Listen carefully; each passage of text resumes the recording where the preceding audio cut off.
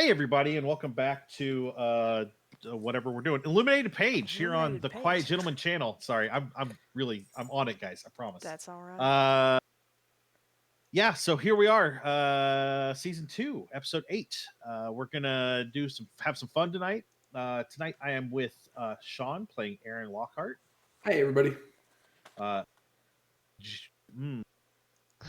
John, I was gonna say Bobby playing Jimmy Ray Sheridan. It's a roundabout way. Yeah, But you got my name right first tonight. I know. Yeah, usually you call him Aaron. Well, that was the thing. I expended all of my brain cells remembering his actual name. Roxy is playing Claudius Rumtree. At your service. And David is playing Professor Dalphus Hardgrove. Hello. What is the C short? What's the C? Charles. Oh, okay. All right. I have included that in there, even though we don't really discuss it very often. But I think he had introduced himself that way originally, when people met him. But that is my grandfather's name. What? And as a note, Jewel was my great grandmother's name. So. And as a people note, called him CD. As a note, the Keeper is what we called the demon that used to visit us late at night when I was a child. Oh, good to know is that my sleep paralysis demon is named Fart Knuckle. You know. Sorry. No, you're fine. Of all the knuckles you could see, it had to be Forrest. and then of course I'm Matt. I'm the Keeper. I'll be running the game. We've got some channel points. You're going to notice those down below the chat. You can use those to highlight your message and do some reroll stuff for that was cocked, or give people some luck. So first thing we're going to do is everybody's going to roll a d6 and get some luck there. So each of you will do that. Nice. Before I forget. I got a 5. 6. Woohoo! I'm the luckiest 5. sumbitch ever. 1, 2, 3, 4, 5, 6. And then True facts. we are still in the middle of our Extra Life campaign. My Extra Life campaign. Sorry, Shawn. No, you guys can buy a bucket of luck for our players by going over there. I don't see any of the money, neither do we. It goes straight to Riley Hospital, which is the children's hospital here in Indianapolis. It's a pretty important like a hospital for me. I've known people that have gone there that wouldn't be here today without Riley. So Riley's a really solid hospital. They always need a little help here and there, and Extra Life is part of a gaming thing to help raise them money. One of the organizations here on campus is raising money for Riley right now. Yeah, Riley's pretty big in Indiana. It's a big deal. So if you want to go over there and buy a bucket of luck, you can. There's also a few other things that you can do over there. We're going to keep doing that through the end of the year. I'm at $115 out of my $500 goal, and I'm trying to get there. I'd really like to get there. So because some people here on the stream donated a lot of money, I'm going to not give out a bucket of luck and instead give out sanity. Ooh. Oh, I know you guys are way more excited about sanity. Yeah. So each player is going to get 5 sanity back. Wow. Yeah, I know. Thank you. It's a load. That is like Aaron an extra life in this game. Yeah, Aaron just doubled his sanity. Oh, hey, I was at 30 sanity. Okay, yeah, you weren't. You're not doing as bad as you make it sound sometimes, Shawn. Well, I think we gained a bunch all of a sudden right at the end of Australia. That is true. Yeah, we gained. Yeah, you were good to us in our advance last week. Yeah. I was down to like 24, rolled a 6, got up to 30. Guys, he wants us to make it to the end. No, I just want to hit you 70s really again. hard in this chapter and make okay. you feel really bad. Well, you know. So also, we have a Christmas game coming up. I know the dates for this. By the way, Roxy, we're doing a Christmas game. No, we discussed it, talked about. and I just need to make It's okay. graphics for it. So December 12th and 19th, again at 12 p.m. noon Central Standard Time until probably 3 Central Standard Time. We'll be doing the Christmas game. That will not be a Call of Cthulhu game, but that'll be a special game where we will have a special cast for that. So come out for that. That's coming up. Do you know what game yet? Yes, we'll be playing Fate. Oh, that's right. You told me that. So Fate is a different system altogether. It's very interesting. I like it. Oh, go ahead. What's the question? I wasn't gonna ask a question. I was gonna say, coincidentally, So I have made chummy chums with one of the castmates on the Call of Dice Masks of Nyarlathotep stream on Twitter and in Discord, and he is also a huge Mass Effect fan, as we know that I am. And he actually has a copy of the award-winning Fate Mass Effect RPG that the guy pulled because he was scared of getting sued. So he actually has hard copy and PDF that he's going to share. He's going to let me look at it. We will not be playing Mass Effect. I know. It made me think of it, and I was very excited because I also have a new friend in Norway. Oh, yeah. Oh, hey, are they in Norway or are they in Sweden? Their thing says Norwegian cosplayers or cosplayers in Norway, so which also thrills me. Yeah, no, that's yeah, come back out for the 12th and the 19th of December for that. We don't have a cast set yet. I haven't even put out an all call yet because I'm really on top of things with 3 weeks. You're trying to get a job. We get it. Yeah, no, listen. And then going to therapy where I get to hear about my therapist's dating life. That was fun. Well, that's not good. Yeah, I mean, that feels like an episode out of my favorite comedy, the critically acclaimed Schitt's Creek. Hey, I hope you speaking of Schitt's Creek, did you guys know that we have a Discord server? We do. Awesome segue, Matt. Yes. You can come over there to join us and talk about food or Schitt's Creek. We also have a general chat. There's a lot of good people over there. Occasionally, we're going to be doing some party games on the channel, like Among Us or Jackbox games. I would love to get an Among Us game going soon, and we still need to play Hammer Watch because it is we got to play some Hammer Watch. So fun. Roxy and I had a great time playing that on my stream for Extra Life. Saw that. I saw that on your replay stream, and it looked really, really fun. David, you need to get Hammer Watch. It's $10, and we need to do a day where you're not doing schoolwork and you're hanging out with us. So, a couple of weeks, I'll be having a break, so it's all right. Nice, sweet. We could just do that, okay. There's some opportunity coming up for that. That'll be fun. Anyway, so come over to the Discord. You can join the Discord. We also have Twitter and Facebook. I'm not even going to throw those up because they'll be popping up throughout the stream. And then our YouTube channel, if you haven't subscribed to our YouTube channel, we're shooting to get to 100 subscribers because then we get a custom URL. So that's my push this week is I get you guys over to YouTube so we can probably we can get closer to that. So if you have a chance, just go over there, click the YouTube link that Roxy's going to throw up in the chat in just a second. Right there. Wow, she's already on top of it. And just click the link and hit subscribe. You can hit the little bell icon, but it's we put all of our replays from our shows here on YouTube. So check those out. Tomorrow I'll be doing Matt Plays Celesta. So that'll be fun. And we'll see how that goes because we're getting into like the next chapter of things. And then on Saturday I will actually be playing on the Nerd Asylum channel, which I just put up in the chat. We had to cancel it last week because our host's internet just went down for no reason. So we'll be playing that, and then we talked about Call of Dice. They play every other Monday. So coming up Monday, this coming Monday they'll be playing at noon. 11 a.m. Central Standard Time because they're like 7 hours difference from us. And if you follow them on Twitter, you can check out some really cool props that the GM made for their time in Peru. They are definitely stepping up the game. They are doing some stuff that I really think is pretty awesome. So they're going to be telling the same story we're going through, but I guarantee you that it will be a very different experience. Not only because they started with Peru, but because they're playing the 7th edition. A lot of the story elements are shifted a little bit, which is why we haven't shifted to the module to 7th edition because it's just different enough. It would be confusing for me to try and run it. Yeah. So definitely check those out. They're great people. I really like what they're doing over there. Think that's it for the intro from me. Roxy's gonna roll an intro video and then we'll get back into the game and get started right up. So we'll be back in just a second. Alrighty.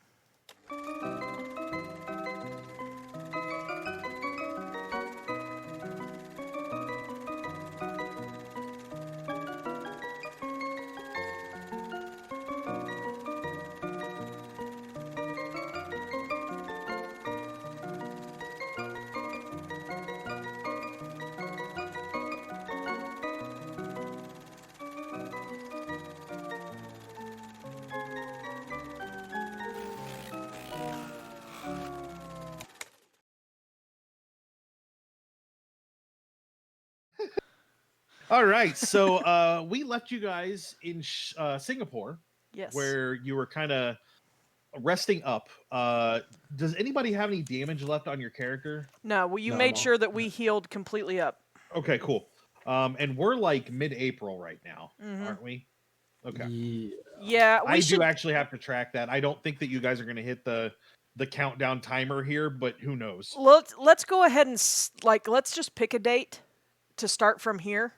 Let's say April 17th. Okay. I think that's pretty solid. That works for me, and then that way we can start tracking that a little bit more closely. I mean, we have been progressing at a quick pace. I mean, we weren't in Is this us Australia that long. arriving in Singapore? Oh no, this will be after. This will be April 17th after you've been in Singapore for a little bit. Yeah, Licking 'cause our wounds. it was April, I think, when we were in Australia. So, or we I'm got. Yeah, we actually- didn't.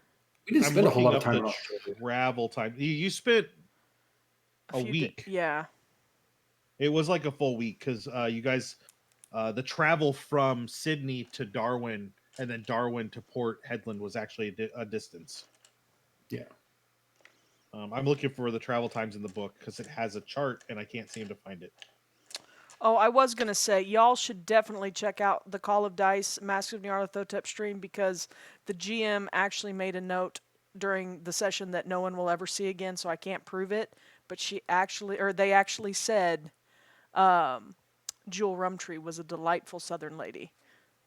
So I just want to... No one can prove it because the Twitch ate the episode, but they did say it, and it made me feel very good. I noticed they didn't say anything polite about Claudius, though. I don't know if they've seen Claudius yet. They're not caught up. So the trip from Port Hedland to Shanghai was a couple of days, mostly because it was on a slower, what do you call that? Commercial boat, not It an was actual a slow boat to China. Yeah, not like a ship, not like a liner or a passenger boat. From Singapore to Shanghai is only going to be about a day. Yeah, because it's pretty. According to this chart, it's so. much closer. I was hoping we'd be there by the 25th. You know, Why? not too hot, not too cold. Just bring It's a the light perfect jacket. day. Yeah. April 25th. Yeah, it's Yeah, Miss Congeniality. I know. Yeah. I love. It's been so long since I've seen that movie, but I'm pretty sure that I saw it so much when it was still relevant that. still relevant Oh. today. How dare? Oh, Oh. just like this, boys. Just like this. Through the heart. So, I've got to work on just, handouts. You guys get to play. just as a reminder, you guys have a couple of pieces of information. You have a matchbook cover from the Stumbling Tiger Bar. Oh, of course. You want the handouts now. No, you're fine. Yes, kind of. I know. yeah. Give me a sec. I've got 13 ready. I'm just. Well, that is 13 that we're talking Yeah. about. We don't actually need 14, Roxy, if you haven't done it yet. Well, god 14 dang is- it! I just did. Actually, I think I already had 14 in there, and then I just took it out. Yeah, to because we replace pulled it up last week. Okay, well then I'll skip Um, to the next one. 21. Yeah. So what you know is that the matchbook covers for the Stumbling Tiger Bar, there are no notes about anything on why the Stumbling Tiger Bar. You have a photo of a yacht called the Dark Mistress. It was surrounded by Chinese junk ships, which are, I don't know if you guys are familiar or if our other, yeah. So what's on the screen right now is the matchbook Yes. or matchbox. It was designed in such a way that we would cut it out of the module and then fold it into a matchbox. So it looks a little weird, but that's just showing the two sides. Yeah. The top and Shanghai bottom. Fun and Friends. I Yeah. think that's a misleading advertisement. It might be a little bit. I'm sorry. The yacht was the Dark Mistress or this? The Dark Mistress. So Chinese junks have a weird, they're a very unique design for both the ships and the sails. So it's very clear that they're not Western ships. So the yacht itself is a very Western ship, but the ships behind it in the photo are not. And that's what leads you to believe that the Dark Mistress applies to Shanghai. You do know that supposedly Jack Brady is in China. Jack Brady, there was notes that Jackson Elias had run into a man named Nails Nelson, who was a friend of Jack Brady's and had seen him in Hong Kong. And then Ho Fong Imports has been in several places that you've noticed in ledgers it was in the ledger at the Miser House in England, and it was also at the Darwin in Darwin at the At Randolph. yeah, I'm trying to think of Or the was name it of that Randolph company. or was it the other Wycroft? It was Randolph. It was Randolph. Oh yeah, Wycroft Well- was an outfitter, not a shipping yard. It was And Randolph what- and Sons or some crap like that. And what was that name again that was in the ledger? Hong Fo Imports or Hong Fo Fo. Hong? Ho Fong. Ho Fong. Oh. My bad. No, all of those sounded like it was potential to be correct. And then I'm just making sure that we don't have anything else. One of the things I do like about this module is at the beginning of the chapter, it shows you all the potential connections that your characters could get and how to like link it through. So, also Huston's manuscript. Yeah. Did someone read through that? Dalphus did. Okay. You have a feeling about you have a feeling what to look for to find an island where supposedly the point near Shanghai on that map you saw on the pyramid. You know what island to look for in the information to kind of suss out which one that is. Yeah, wasn't that? I thought we had that name last session. It was We did the Grey Dragon Isle. Yeah, Grey There we Dragon go. Yeah, Isle. so Grey Dragon Eye. I just wanted to make sure I didn't give you something that didn't make that wasn't existing already. So yeah, Grey Dragon Isle, you have that information. Looking to see if there's anything else here that you would have picked up. None of that yet. None of that. Okay, yeah. Yeah, so that's kind of the information that you've got so far. It's just a matter of what you want to do and how. Okay. Sorry, I am working on these handouts, so I'm a little distracted, but it's not going to take me much longer. I'm already halfway through. So are we staying somewhere in Singapore? Or no, we're leaving, so we're just getting to Shanghai. You're getting ready to get on the boat to go to Shanghai. Oh, okay. Nothing bad's going to happen on the boat, but I want to make sure that you aren't in Shanghai until you're ready. Okay. Well, on the boat, I think Claudius is just going to try to rest up and try to get his brain in a better place, which actually that sanity boost, I mean, he's doing fine on all accounts. He's lucky as hell and he's quite sane. And a bit of a glass cannon when it comes to fighting. A little bit, yeah. He's I've made it clear he's a con artist, not he's a talkie, and Roxanne is not. I am not a talkie. I do that quite poorly, but Claudius can talk his way out of a paper bag. I think Aaron is going to spend his time writing some letters home because he is worried that something's going to happen and his parents won't know why. And so as soon as we make landfall in Shanghai, I'm going to mail those letters off the first chance I get. Singapore is still a British port, so Okay, it's just easy to send it back from there. Okay, let's do that. That works for me. Okay.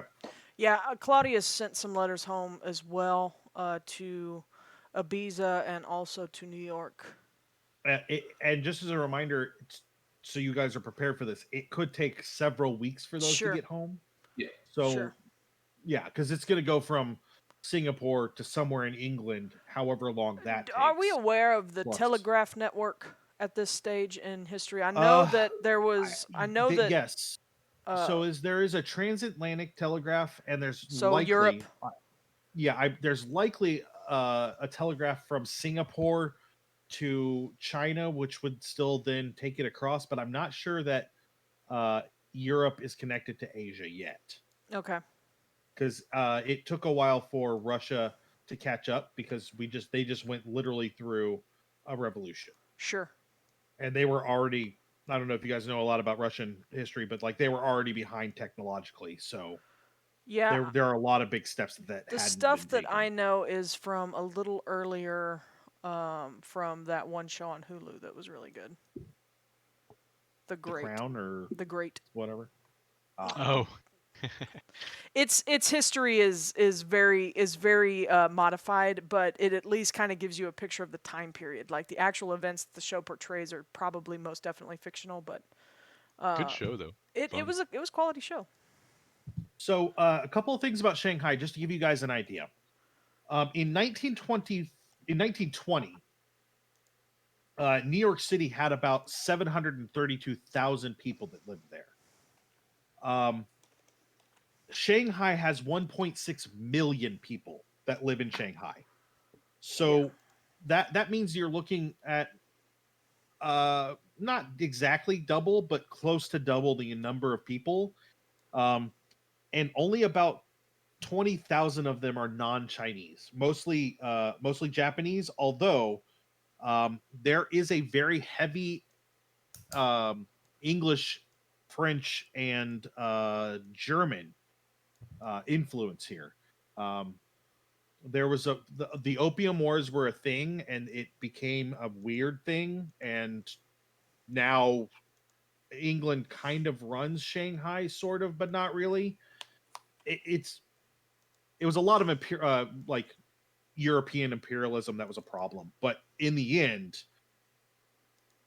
there are going to be very solid places for you guys to go and stay and be safe that are very European. And then there's going to be a large amount of the city that if you do not speak some form of Mandarin or Cantonese, you will not be able to communicate. Sure. So that's something to keep in mind. I'm just trying to make sure. The ability to sneak in and out of the country without getting any passports or documentation is pretty easy. Because the bureaucracy is just not properly thorough. And then the city is pretty overpopulated, and a large sections of it are in deep poverty. Should have asked about being able to like learn a bit of Mandarin on the boat ride. I would say that so Claudius has a little bit of Mandarin. I would say that you guys can pick up some phrases, but it is such a very different language from any European language and most other languages that it would take some time to go through those and really learn them. I could probably teach you like, hi, where's your bathroom? Yeah. How's your mom and them? But at the same time, we could probably find some European expats to translate for us. You definitely can find somebody to do some translation without much of an issue. Much like we did in Egypt with what's his name? Yeah. I'm trying to see if I have a warehouse. I have one somewhere. It doesn't say it on here though. Oh, and I guess the last thing is that's also important is while there are police, rich people hire guards. Okay. So while there are police, like the British consulate does have like, British guards, but also like or British soldiers as guards, but also like the businessmen from England have their own hired guards, and that's just part of the way things work. We defeated polyps last session. We're fine. If I have a warehouse there, which I can't remember what my backstory says because I apparently pulled it off my sheet. I can't remember if I have a warehouse in Shanghai or if it's in Hong Kong. It would make sense for you to have one there. So yeah, that's fine. Could there be potential that I have guards already on staff? Roll luck for me. There's always potential. I'll take that. Let's see. Luck. Okay. That is 52 under 85. Oh wow, you got a lot of luck. Okay, yeah, definitely. Not only do you have guards, you probably could pull one of them that speaks better Mandarin than you. Sweet. If you needed to. Fantastic. Actually, probably several of them speak better Mandarin than you because they're kind of entrenched in it every day. I'm sure that they're native speaking. You actually probably have European guards. That's Nice. pretty typical. Nice. So one of So- these handout. Oh wait, you told me to skip this one. I think. Never mind. I'll say one of these Yeah, handouts is enormous. Yeah, number 43 skip, because I'm going to read that, and actually it has some racist language in it, and I would like to not put that up on the screen. Sounds great. It's racist language that's appropriate to the time, but also I'm not comfortable reading it that way, and I'm going to have to be careful how I say that. I get Because that. last time I felt real bad when I just hit that word. Yeah, I get that. Okay.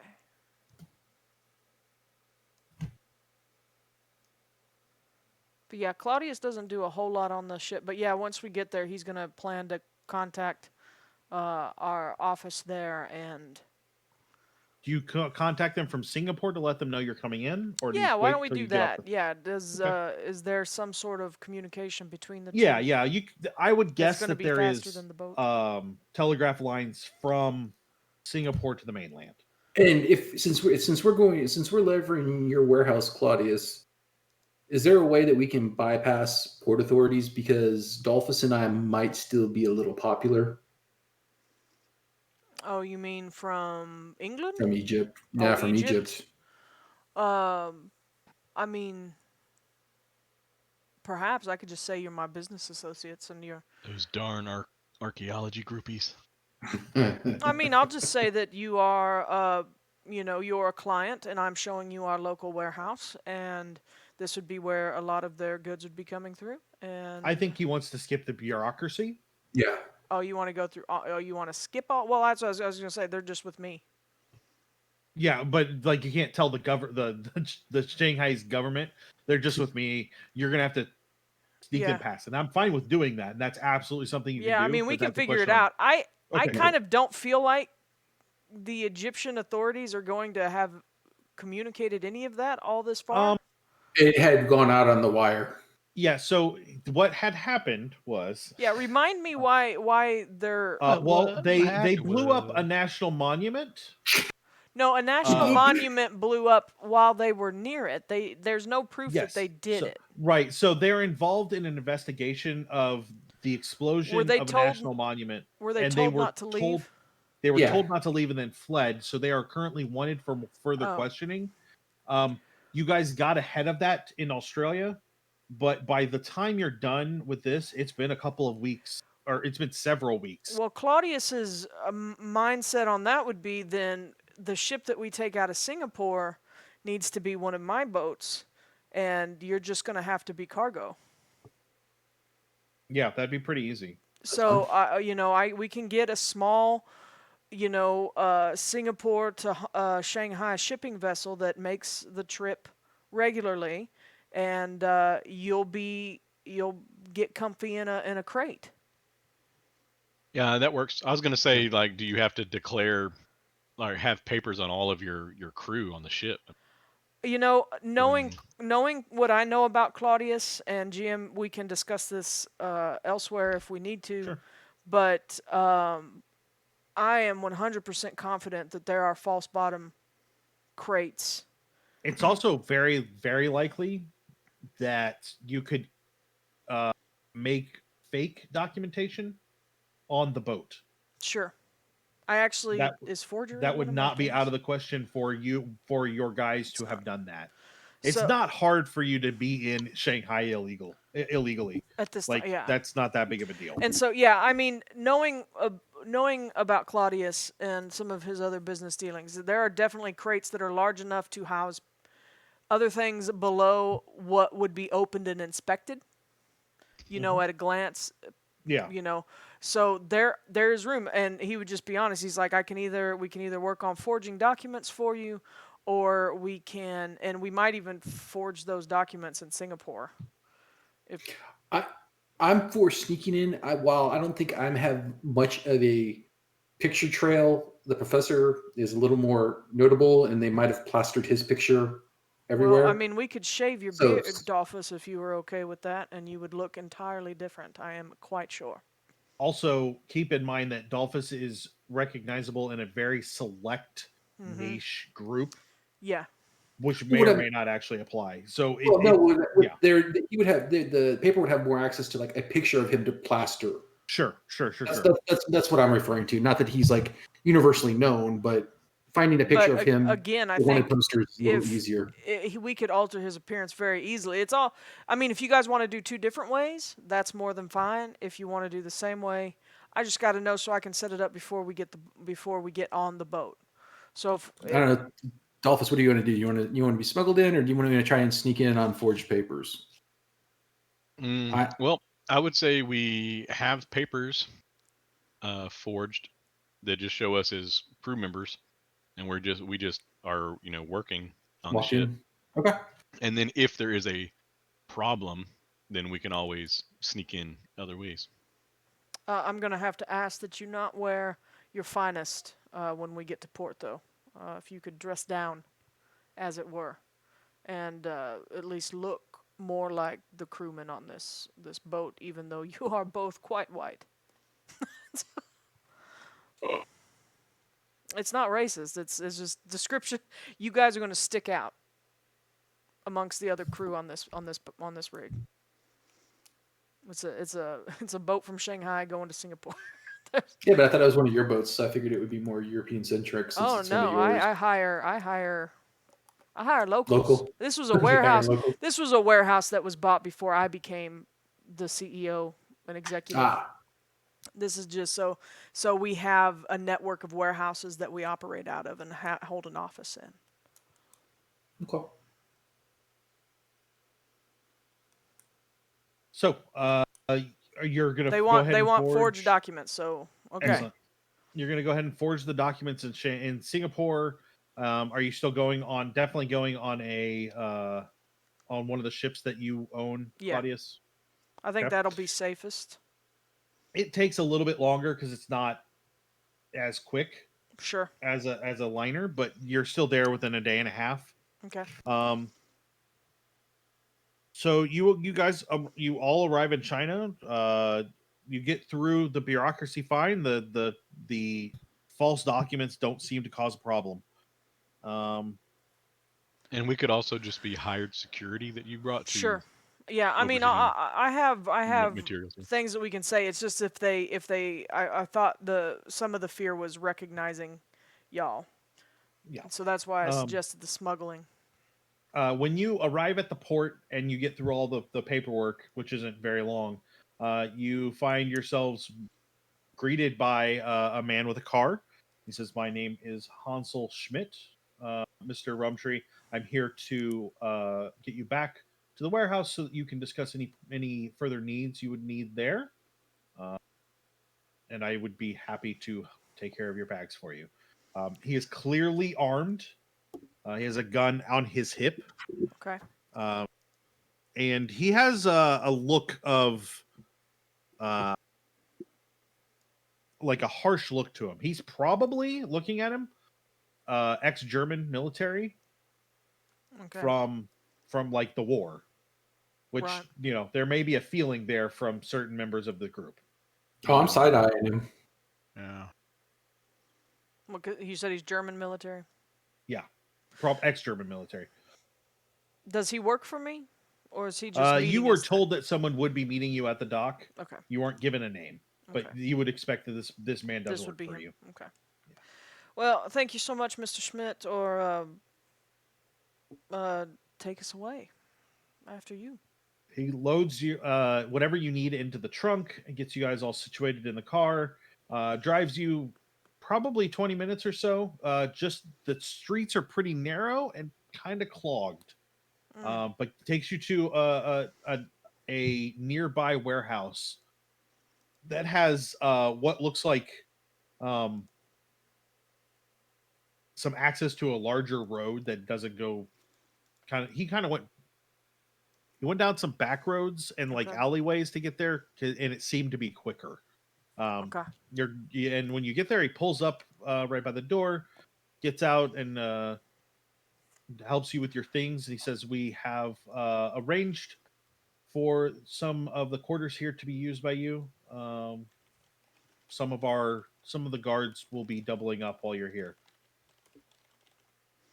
I appreciate your help, Mr. Schmidt. Um, I'm not familiar. You drove a little differently than I'm used to. The main streets this time of day are really, really bad. Sure. I'd rather not just sit, and a little bit of weaving in and out of smaller roads isn't so bad. Of course. He does have a serious German accent. It's not too thick, but it's clearly German. Can I roll some sort of like insight on him? Yeah, psychology. Since I've not or if worked with him before. Or if you have German, you could probably try and pinpoint where he's from. I do have German, so I'm gonna do that. Yeah, I'm gonna do psychology because Claudius does not speak German, and he did not pass his psychology check. I didn't pass mine either.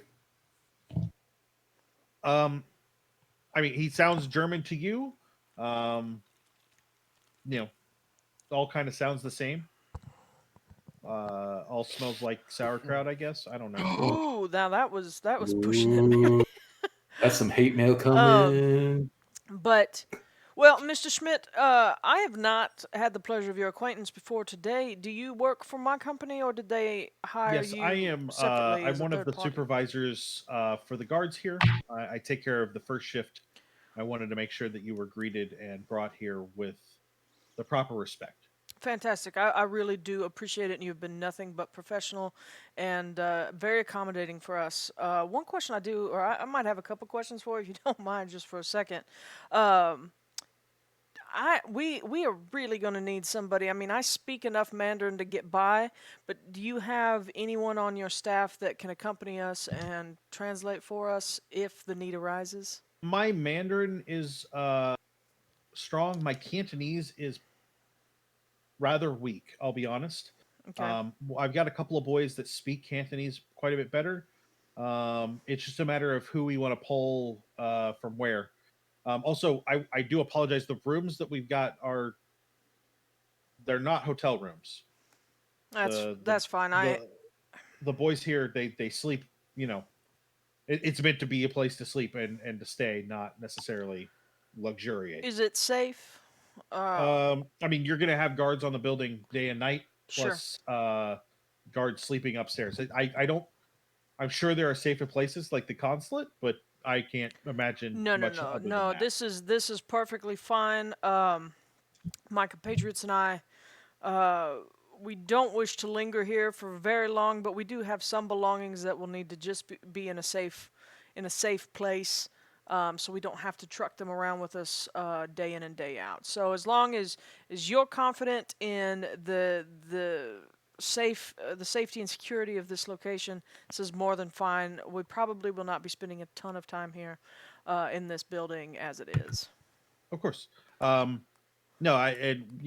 if you do need something, if you need any provisions or anything pulled together for you, I would be happy to either go myself or send somebody for it.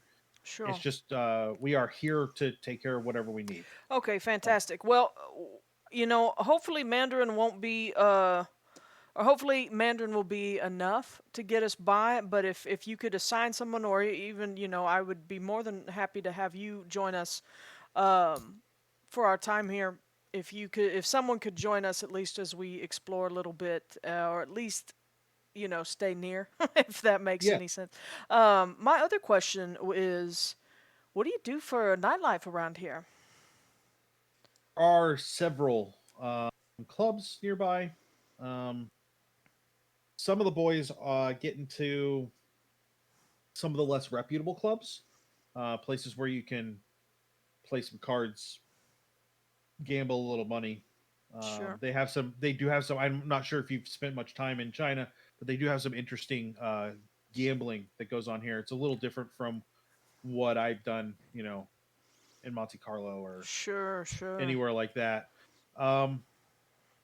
That's mostly it. There's a lot of British and French in and out, and then the Japanese are still taking over the German interests here after the war. So, well, yeah, a lot of options. I've got a question for you, and we have the matchbook, right? Out of character. We actually have it. Claudius Yeah, would have absolutely. grabbed that at some point and pocketed it with permission of anyone else, and be like, I met another business partner. We crossed paths in Australia, and he actually handed me this matchbook. Are you familiar with the Stumbling Tiger? He smiles a little bit and he says, I have been in the area. I can't say that I've been inside. That's a little bit rougher area. If you're Oh. planning to go there, I would just I would want to make sure that whoever's going with you is a little more prepared. Fantastic. I always love finding out after the fact, secondhand, that my business partners are a little bit rougher around the edges than I care to necessarily be. But as it is, some of these gentlemen that are traveling with me, they might enjoy that sort of thing. So is that something that you would have someone to assign to us to, just keep If us you're on the comfortable level? with me, I would be happy to go with you. I would say um, I would say that if we're going to go there, that a fist fight is just a fist fight here. So unless it's going to become more dangerous than that, I would personally draw weapons. Let Something to keep in mind. So That, let them draw first, is what you're telling. yeah, yeah. Okay. Guys are going to get drunk and throw some punches. Is really what it comes down Sure. to. So just be prepared for that. Sure. I grew up in Detroit. I am very familiar with Yes. boys who like to throw punches.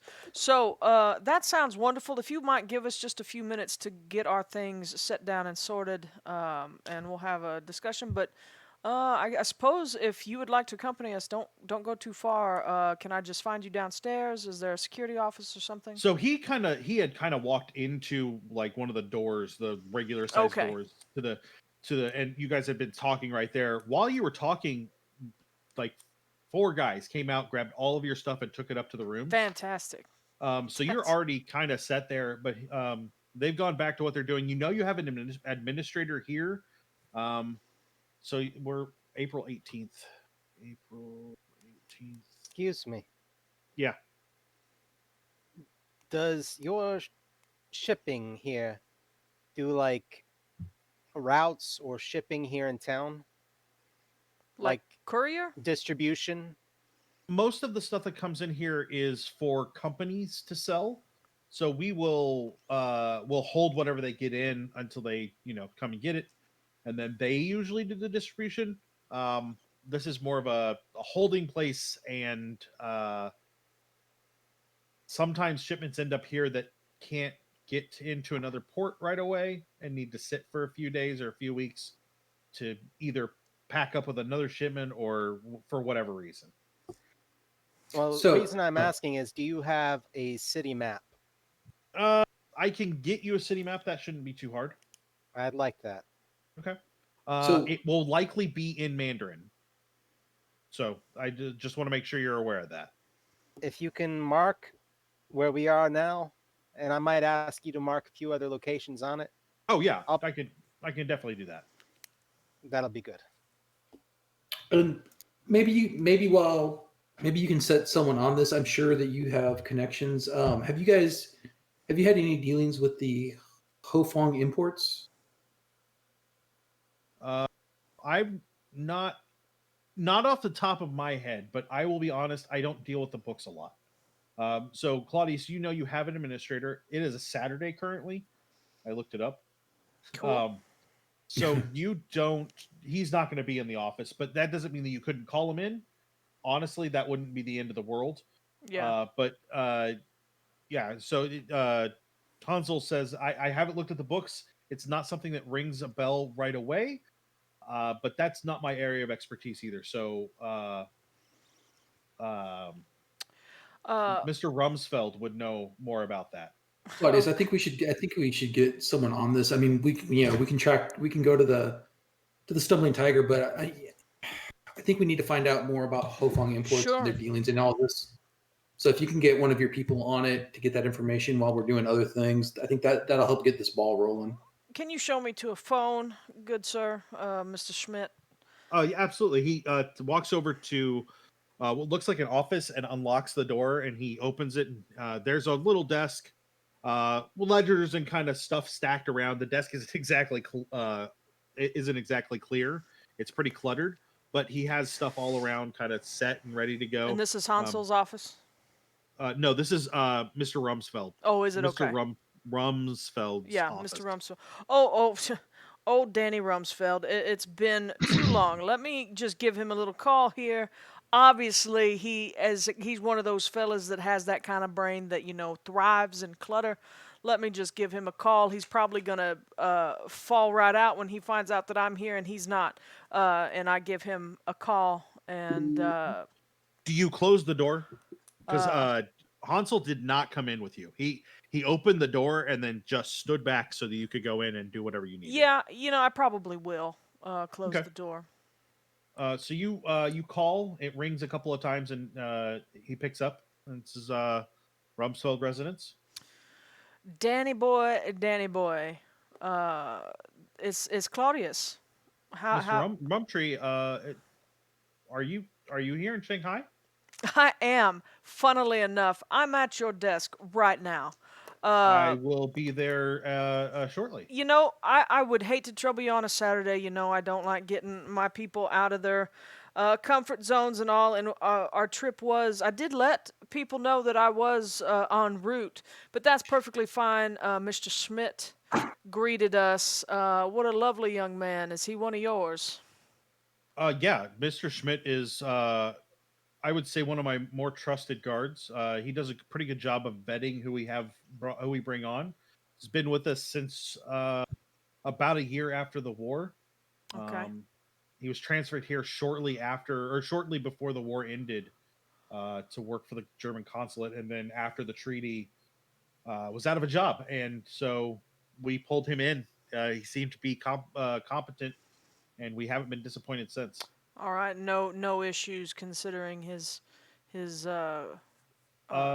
heritage. No fights. I would no say issues.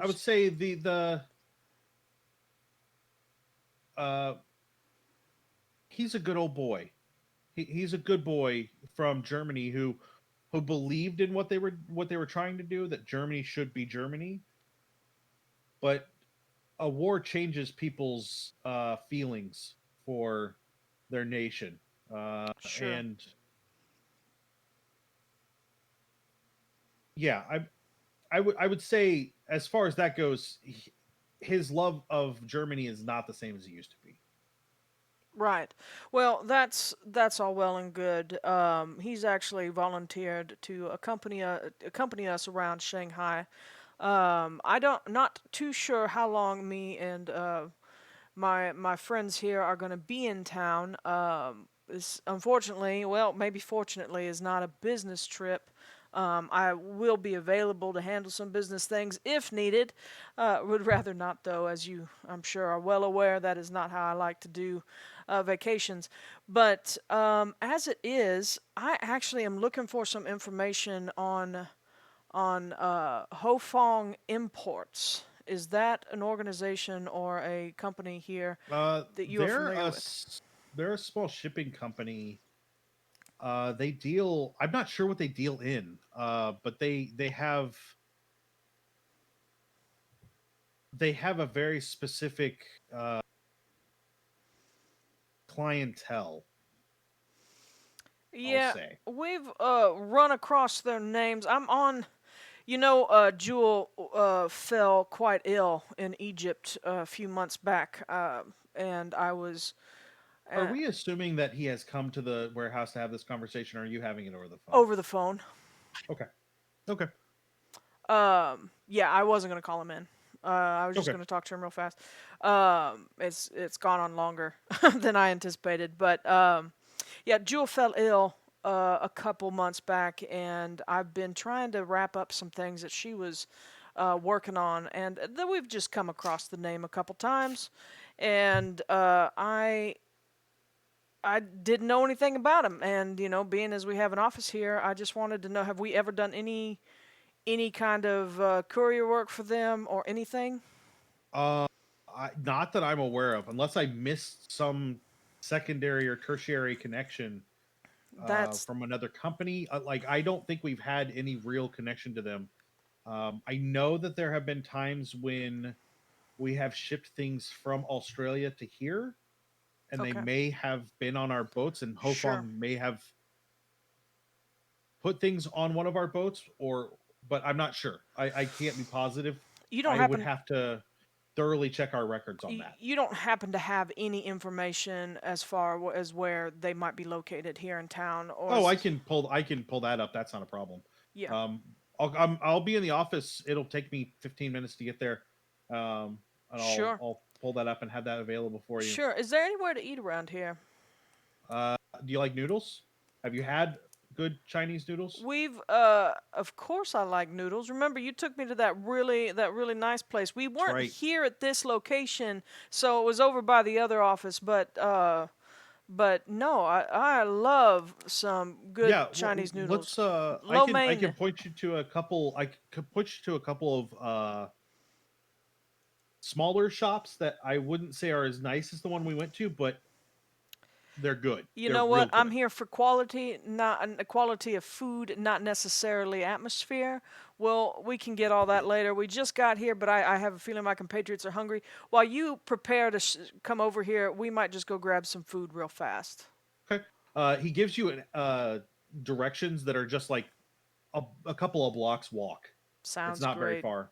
Well, thank you, Danny boy. I'll see you here in about 20 to 30. Sure. Thank you. Oh, So do you have any information?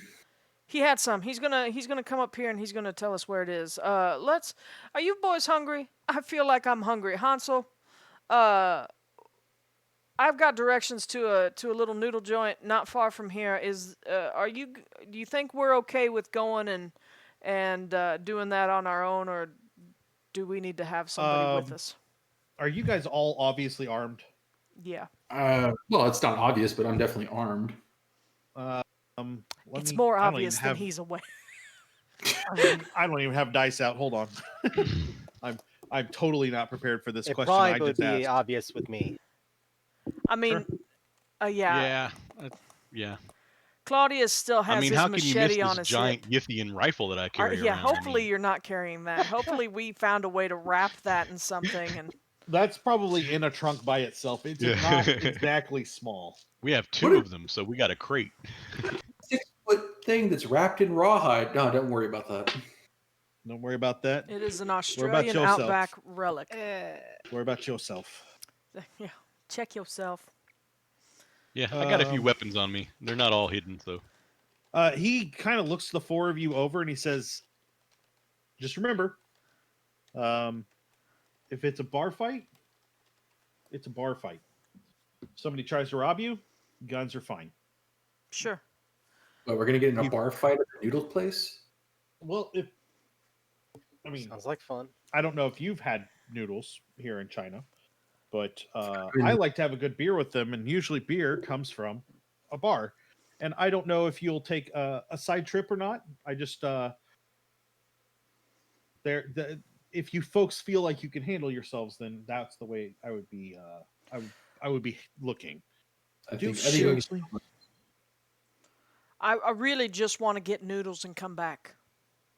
Oh yeah, then you should be fine. Like I don't know if they've done it here, but it's something that they're working on in New York. But it's like a walk-in noodle, where you get your little bowl of noodles, but it's like it's in a disposable dish, like really like it's wrapped up in like brown paper, and you eat it right out of that. And as you walk downtown, it's a new thing. It saves on, dishes and things like that.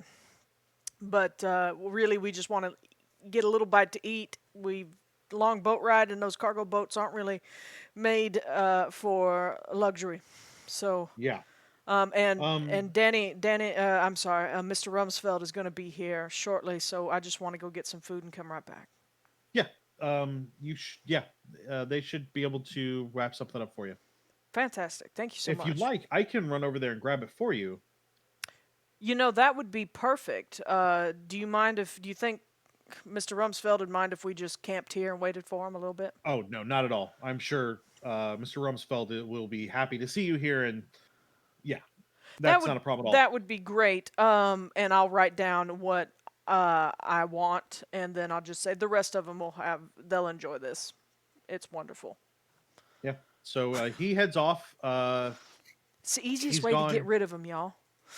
He's gone a a few minutes, more than a couple of minutes. Comes back with enough food for everybody. I assume you gave him money, right? Yeah. Okay. And while he was gone, can I talk to Yeah, my go for it. compatriots? Yeah. So real quick, to give you guys an idea, there are a couple of offices on the first floor. There is a second floor above that area of the warehouse. The rest of the warehouse has crates and skids and other things all throughout. It's not necessarily full, but it definitely is above eye height in several places. And there are along the walls are shelving units where things have been stacked in several places.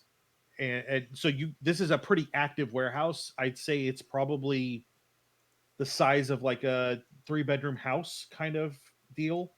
And then on the second floor above the offices are what looks like barracks rooms. So with bunk beds in them. And it looks like there are 4 of them. And your stuff has all been taken into one. Oh, okay. Looks like we're going to be sharing, gentlemen. Although we aren't up there, we're in the offices. But yeah. Can't be any worse. Can't be any worse than where we stayed when we were in Australia.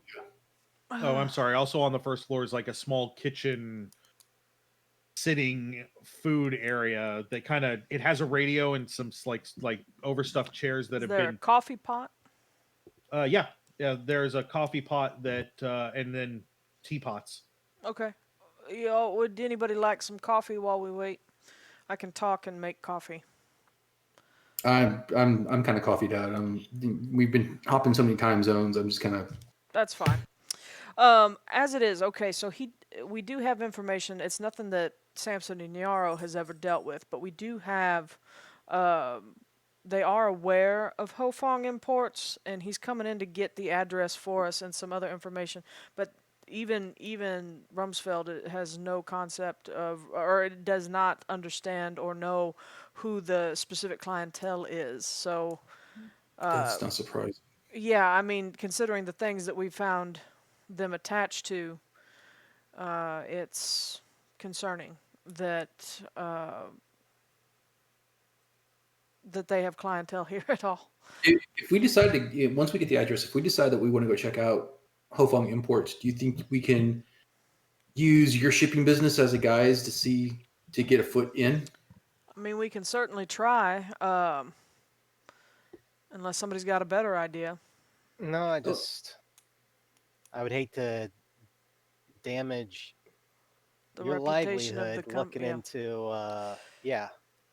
Honestly, what's the plan? I don't think we necessarily have one. I honestly feel like after our time in Australia, my leaning is that going to Hofong Imports is going to be really just exactly like the other shipping place was. It's going to be swarming with cultists of some Chinese cult that we don't even know about yet. And they are going to corner us because we're going to say the wrong thing, especially if we imply that we're looking for Jack Brady.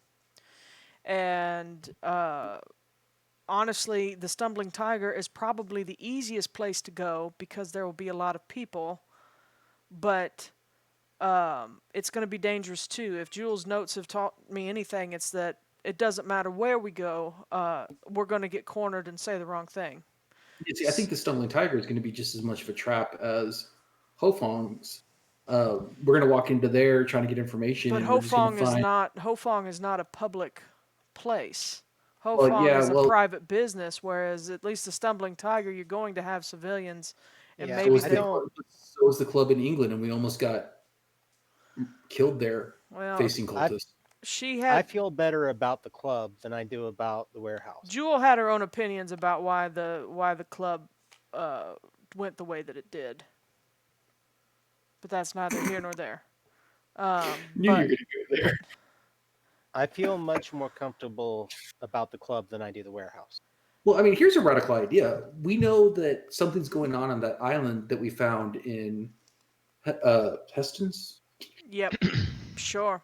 We found, we know that there's some kind of ritual going on at the Grey Dragon Island. I mean, we could just circumvent all of this cloak and dagger stuff and just go straight to the island. I mean, we have almost as much information about the island as we did when we went into the desert in Australia. I mean, sure. I mean, I understand if that was the only thing that we were interested in. One question, GM, because I don't remember. Was the matchbook found on Elias, or was it found on the cultist? Elias. It was in his pocket when we rummaged his pockets, I thought. That sounds great. Well, it changes. Well, whatever it actually is what is how Claudius is gonna look at it. Because if it was on Jackson Elias, then I'm gonna hope that it's a place where we might be able to find information. Whereas if it was on a cultist, then I would be like, oh well, it's definitely somewhere where the cultists go to hang out and find people. I remember it as being in Jackson's stuff, whether it was on him or in his collection of leads. I remember it coming from his stuff. Also, keep in mind that all the leads that you found on the cultists were Jackson's stuff to begin with. That they because they were shaking his ring down. Was it? Okay. Yeah. I thought that was some of their stuff privately. So that's Roxanne didn't get it. Yeah, no, that's all right. So that said, I still think we should give it a shot and go to the club, especially since it's already afternoon and we can get the Ho Fong stuff and go see them in the morning. I agree. I mean, it sounds like a good plan. I mean, I understand the hesitancy. I'm not trying to overstep or talk over anyone. Sorry, John, I interrupted you. But no, as far as I'm concerned, as Claudius, let's go check out the club tonight.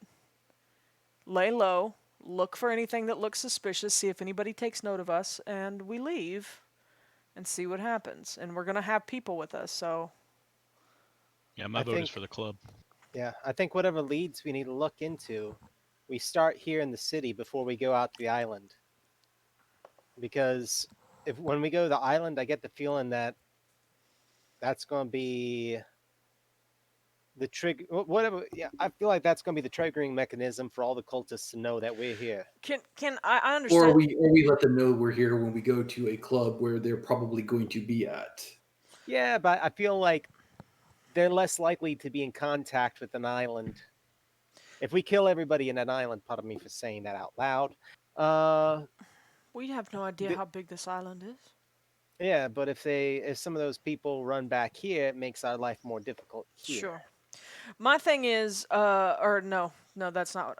Claudius isn't talking. He said his piece. This was a Roxanne to the GM thing. Is there any way that we could be doing a spot hidden on Rumsfeld's office while we're alone? Yeah, what are you looking for? Anything that looks like it might be cult related. Go ahead and roll. Yeah, you guys can all roll spot hidden. God dang, these dice are killing me tonight. Well, me too. That's a fail. What are y'all doing?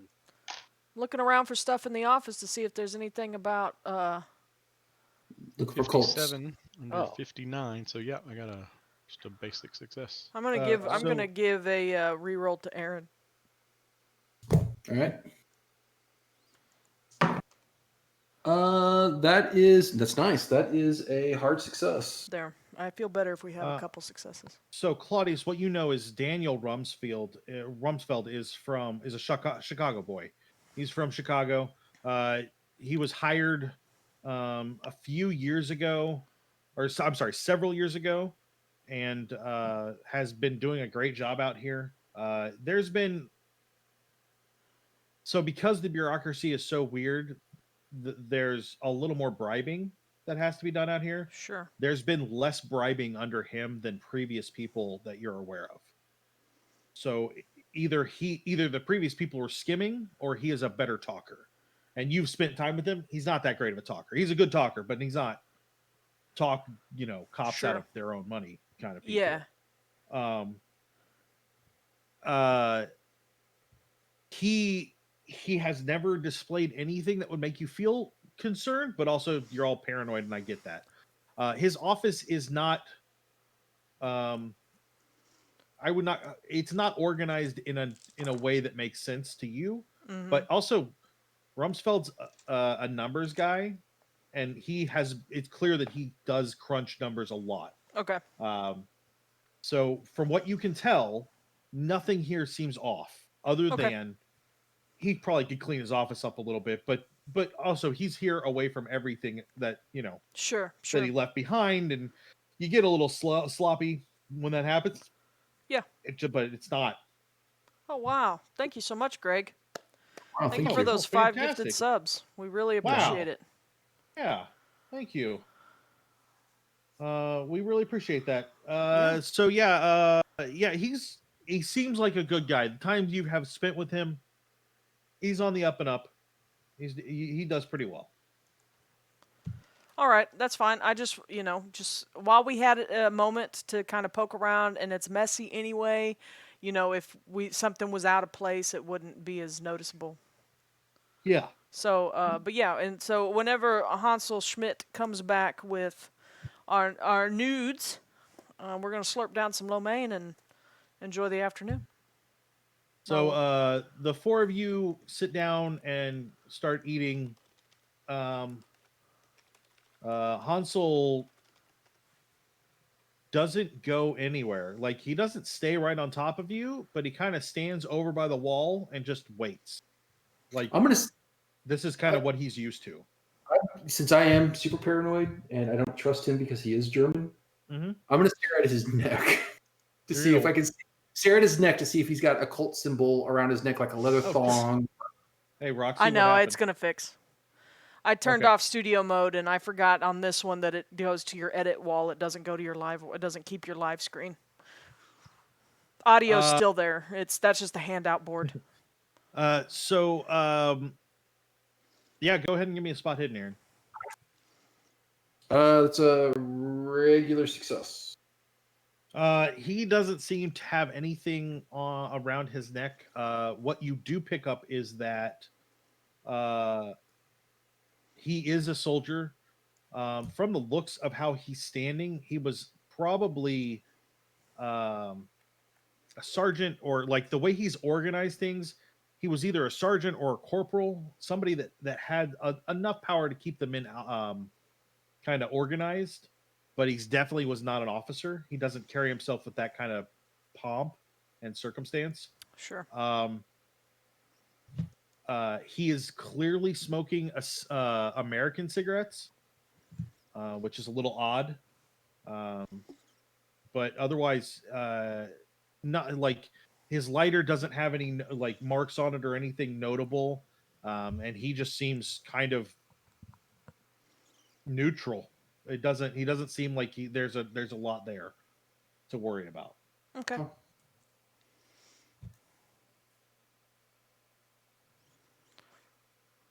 Well, Aaron doesn't feel any better, but I do.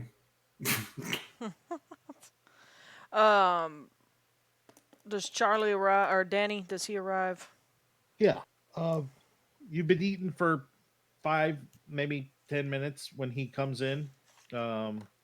He looks well put together, although he does look like he rushed a little bit. His hair's a little not quite combed right, but it's also like late afternoon on a Saturday, so he may have just been at home, relaxing on a Saturday. Sure. He comes in and he walks over and he waits for you to stand up and then shakes your hand. He says, Mr. Rumtree, it's good to see you again. What besides looking into the information on Hofong, is there anything else I can do for you while I'm looking into that? I kind of look at everyone else. We've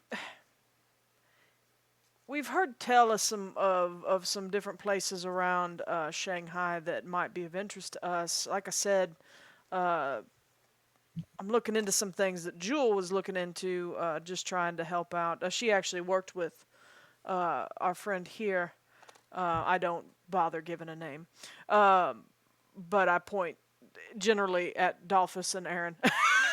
And so it's a very vague thing, but Them over there. we're trying, huh?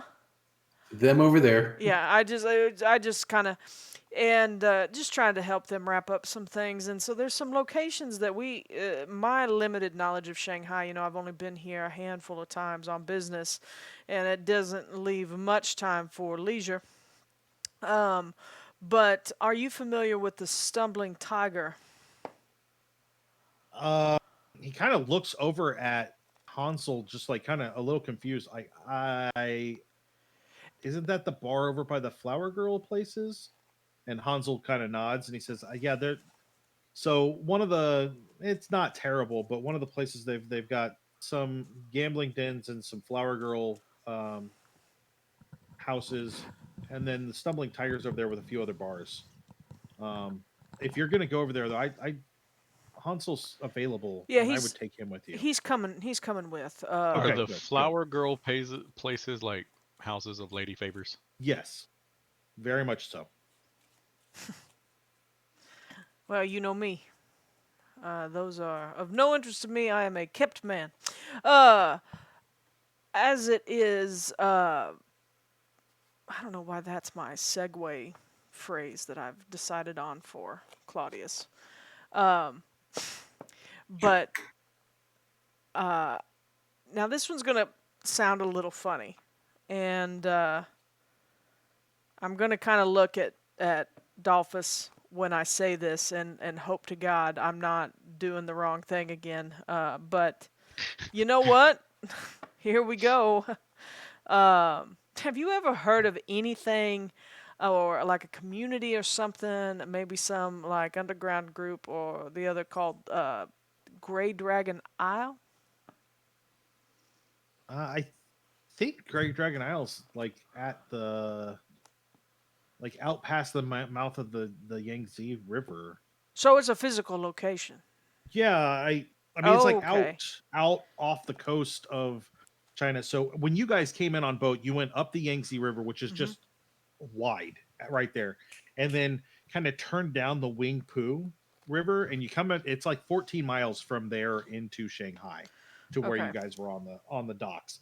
So it's a distance inland, but not terribly far. He said, "Yeah, I mean, it's out in the ocean. I don't know much about it though. It's not a very big island, but big enough that it's got like a mountain on it and some forest and stuff. Has anyone ever asked you to make deliveries there? No, I'm not that I'm aware of. Okay. Well, that's at least better than I was thinking of. You wouldn't believe some of the weird places that I've ended up since finding Jewel in Egypt, but we have learned. I've become quite familiar with. People will give me names of locations, and it's more like a community, or like what they used to teach in Sunday school. You went to Sunday school, didn't you, Charles? Or Daniel? I don't know why I keep calling him Charlie in my head, but yeah, like the kingdom of God is, it's not food or drink. It's more kind of an association kind of thing, and I just didn't know if that was the same, this Grey Dragon business. Not that I'm aware of. Have you heard of any kind of communities like that in Shanghai? I mean, there's always rumors. There's a group of communists that Those bastards. have been pretty active. There are some Muslims. Oh. There's a community of Muslims that are a little. They're aggressive in their defense of themselves. They don't get along quite well with the other Chinese.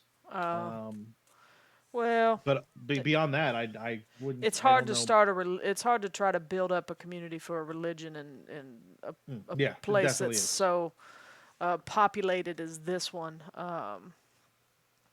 But well, I appreciate that information. I believe it's just the Ho Fong imports. If you could get us any information you have on that. Yeah, let me go pull that up for you. And if it's something, if you want to just so we're talking about going to the Stumbling Tiger tonight, and I don't want to keep you too long, but if it does take you a few hours to find anything that you might have on that, if you just want to leave it here, I can pick it up when we come back tonight, because we're not going to talk to them probably until tomorrow morning. Okay. I think they're open on Sundays. Hofong you may need to wait till Monday. I'm not positive. A lot of the shipping companies shut down on the weekends for the administrative side. Sure. Well, we'll see what we can do. Okay. We're actually going to take a break for 10 minutes or so. Let everybody stretch their legs. We'll be back in 10 minutes if you got the countdown thing going. I'm getting it ready right now. And we'll hang tight. We'll be back.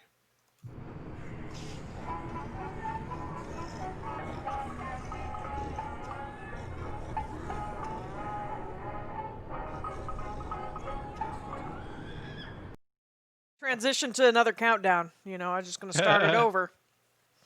That was the thing. So that was not the final countdown, but this is the final. This one is. Yeah. No, the thing that gets me about it is OBS had a thing where if I transitioned, it swapped them. So, like, if I transitioned from countdown to main, it put the main as my one that was set up to transition to. And it doesn't do that now. It just keeps it. so if I don't remember to set that up, it becomes an issue. So that was on me. And there's Lizzie. I saw Hazel and Freddie earlier, and now I see Lizzie. Oh, good. Just need a Starbucks. Well, don't worry. Starbucks is going to show you that porg.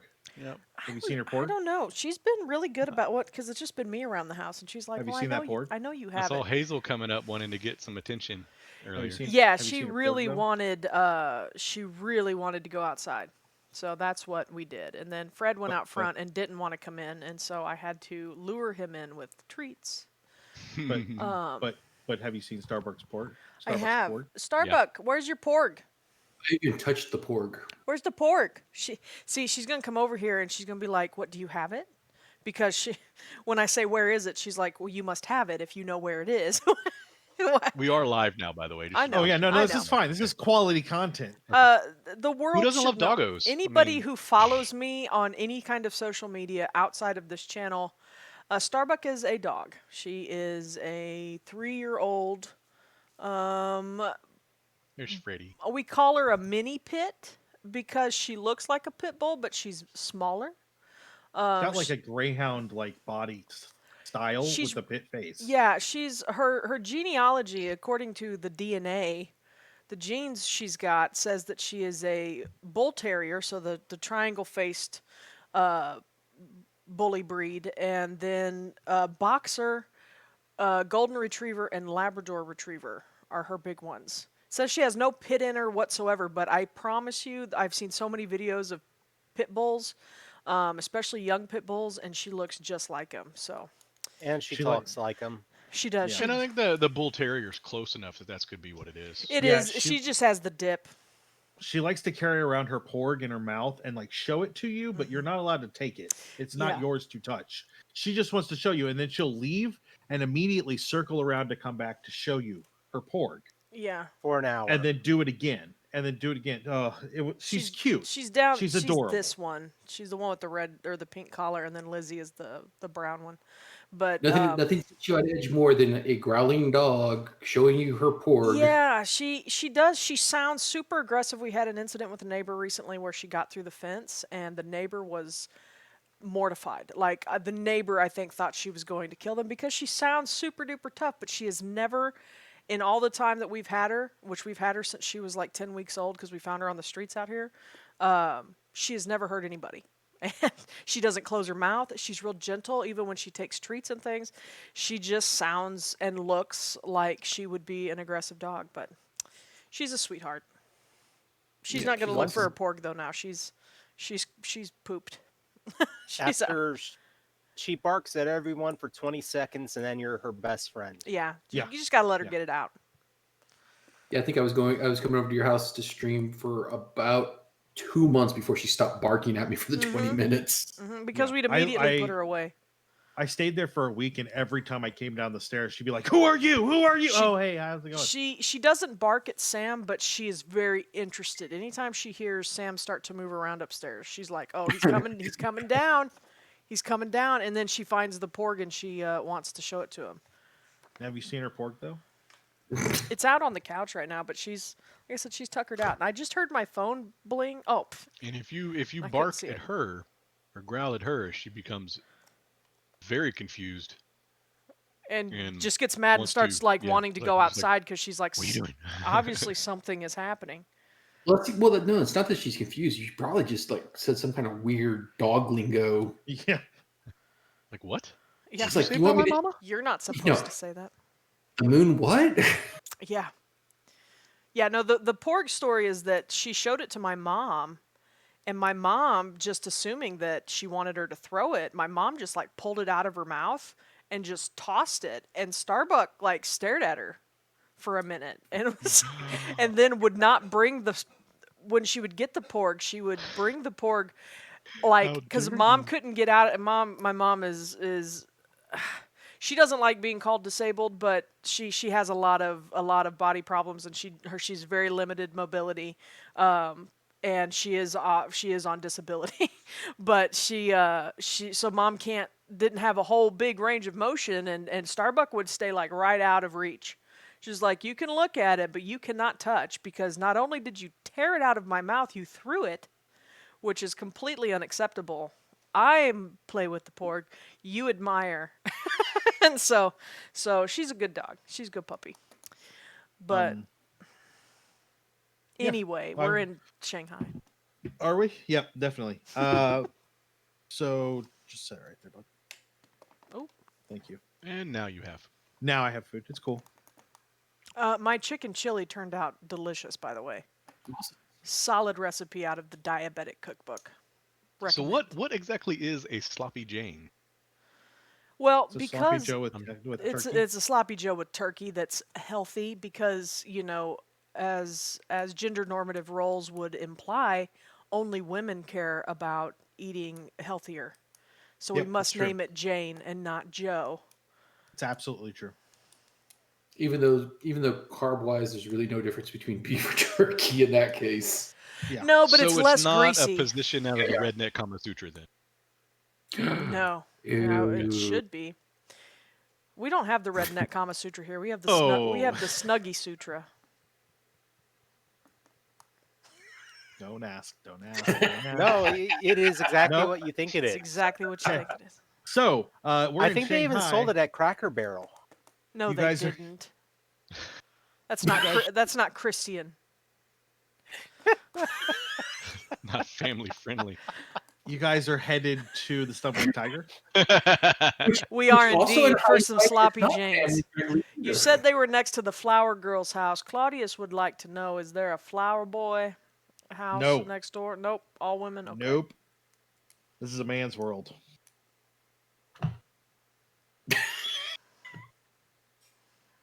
Okay. Claudius would not appreciate the implication there. John, did you futz with your light? Oh, okay. You just had something really bright on your computer screen. Every time I pull up my character sheet, because my become screen sour is so cream? bright. Yeah. Yes. I mean, I'm. There's no other way. wish- I understand. That's a constant bane for me on streams, is the screen. See, I don't have lighting in my office yet, so it's a 50-watt light bulb that's very pale. It's just the light coming off my screen that actually gives me some visibility. Sure. Yeah, it's like I can't wear my glasses on the stream. Why? Because they just shine like mine do. Yeah, Oh my, yeah, my- even worse. I mean, Because he's got blue blockers. Oh yeah, yeah. that wow. I mean, you can see what I see. You can see my screen. But So you guys are headed to the Stumbling Tiger. Yeah. Yeah. It's okay, Aaron. It'll be fine. I promise. Even if Yeah, it's not fine, The Blue Pyramid wasn't fine. I will. Well, I didn't get to go to the Blue Pyramid, but I will. Whatever. If somebody shoots at you, I'll dive in front of it. Will that make it easier for you if I just throw myself on the altar? I'm gonna kind of side eye and be like, I think I can take the shot better than you. it'll be better this time because Claudius is here now. I feel as though I have taken far more shots than you have this trip, Yeah, Aaron. that's true. I'm That is like, very true. and Claudius is, I almost opened my shirt to show my scars, fairly new ones after being absolutely riddled with things in Australia. Spears and Knives, bullets. knives. I almost died in that that outfitter's place. That's true. You did. I was I about like to. how you guys are like, Australia wasn't that bad. Claudius almost died. I almost died twice. Yep. Walk it I almost off. died in the outfitter place. You guys had to stabilize me, and then in the back of the truck when we got attacked by the cultists out in the sand. Yeah. I also, even just peeping out to make a couple bad shots, I just was hamburger. I got down to about 4 hit points in Australia too. I was down. Well, one time I So- was at So 0. yeah, wasn't go ahead. Australia nice? So just northeast of the confluence of the Wangpoo, What? I like the Wait, Wangpoo, and the Suchow rivers is a district of bars, gambling dens, and flower girl houses that's convenient to the docks and factories of the American concession. At 10 Lantern Street is the Stumbling Tiger Bar. It's identified in both Chinese and English on signs, and has the image of a drunken tiger tripping over a stone. As you enter, the bar is one single room plus the bathroom. The room is large, dark, and dirty. Lurid green and magenta posters of Chinese songstresses and film stars decorate the walls. The light is simultaneously harsh and inadequate. Decades of cigarette smoke and missed tries at spittoons give the air a heavy, damp, moldering quality. Sounds like my first Um, wife. Harsh and yeah. inadequate. Behind the bar is a man. Looks like possibly he is definitely Chinese, but he also looks like he might have some European in him. Well, if he didn't before. He is outta behind the here. bar with a cigarette kind of dangling from his mouth while he wipes down glasses and pours drinks.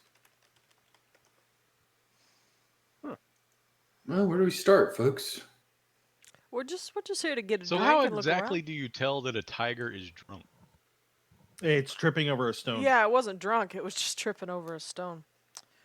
Which I feel is potentially a euphemism for it actually being high. Well, he said drunken tigers tripping over a stone. Yeah, that's how you know, though.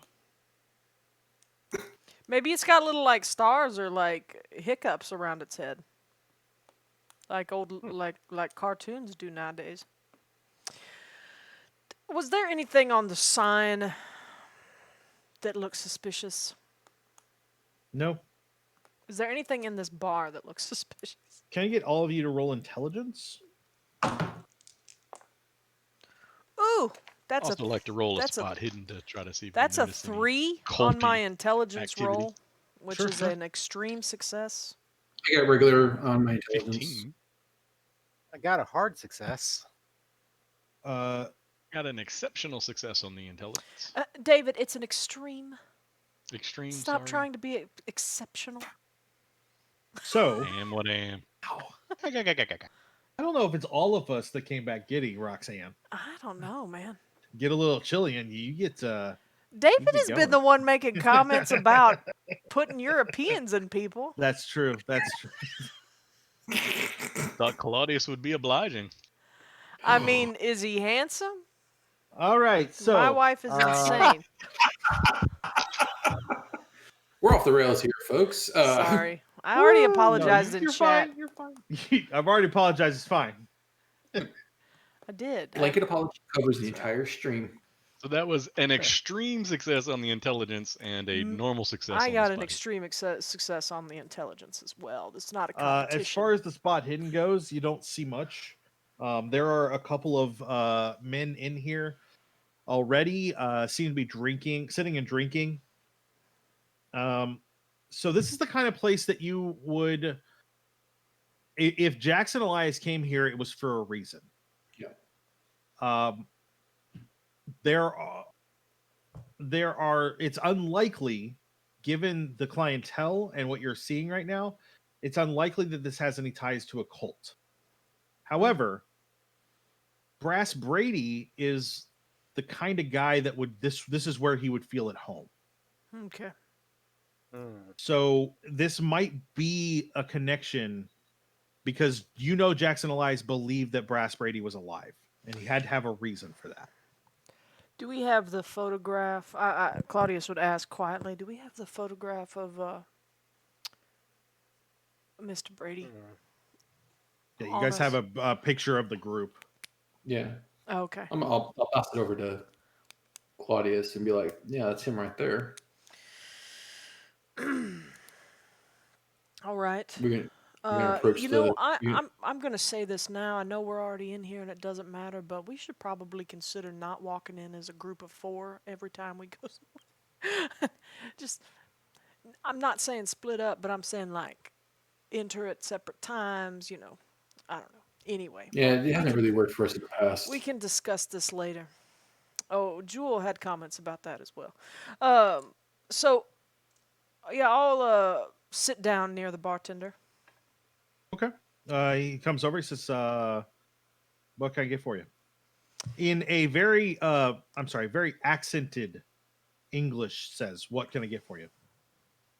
Oh, fantastic! My Mandarin is limited, but thankfully, I feel as though we can communicate a little bit more clearly. I can try Mandarin though if it's. No. Nope. Just order something. I would love an old-fashioned. Okay. He looks a put out by the idea, but but he turns around and pulls down the whiskey. Sir, if it would be easier, I'll just take a straight whiskey, no chaser. Clean. He shakes his head, and you hear him mutter much better in Mandarin, and then puts the glass down. It's a relatively clean glass, and then pours the whiskey in it. Gives you 2 fingers, and then sets the whiskey back down. Says, "Your friend's gonna join you." I'll take a beer. Okay. He pours a beer out of the tap. Yeah, make that too. Pours another one for you. And then he looks to the other guy. He looks at me. Yeah. Water. Designated driver, as it were. He pours another beer and sets it in front of you. We don't serve water. I'm gonna take a sip. Only dishwater. Let's take a sip of beer. It's like, well, you must have water here because this is watered down. Wow. Excuse my friend. Oh. Yeah. Huh? I put my hand on my gun. No, remember bar fights. He takes a long drag off of a cigarette, stubs it out, pulls another cigarette out, puts it in his mouth, and lights it. He says, "What are you here for?" We just came in to get a drink, but since my compatriots aren't as kind as perhaps we should have been, I have to ask if you've seen somebody. And I show him the picture. Does this man do any of these folk look familiar to you as someone who might frequent all of you this to bar? roll psychology. Ha, got it. Woo! Psychology. Did not get it. Pass. Yeah, I got it. Oh, heck no. He recognizes someone in the photo and then says, "No, none of them." Now, are you saying no because you don't like us? Or no... Are you saying no because you don't like us? I pull out some cash and I slide it over and it's like, why don't you take a closer look at that? Oh, we don't want to... Is this like a little bit of cash, or is this like how much is a banana? $10 kind of cash? Yeah, more We like don't that. want to insult this man's dignity, Adolphus. If Like he, let me pay you, Oh, $20 no, he for my picks up- $2 beer. He picks up what I assume are probably pounds, British pounds. oh, Folds it, puts it in his little like vest pocket, and he says, "I might have seen this man once before." so And you he are for taps sale. on Good Jack. to know. But still, you Did you don't. say on Jack Yeah, Brady? on Brad Brady. Yeah, How often does he come in here? I haven't seen him in a while. Do you know where he stays? He's never said anything about where he stays. Has he ever met anybody else here? Yeah. Last, like 6 months ago, he met some author.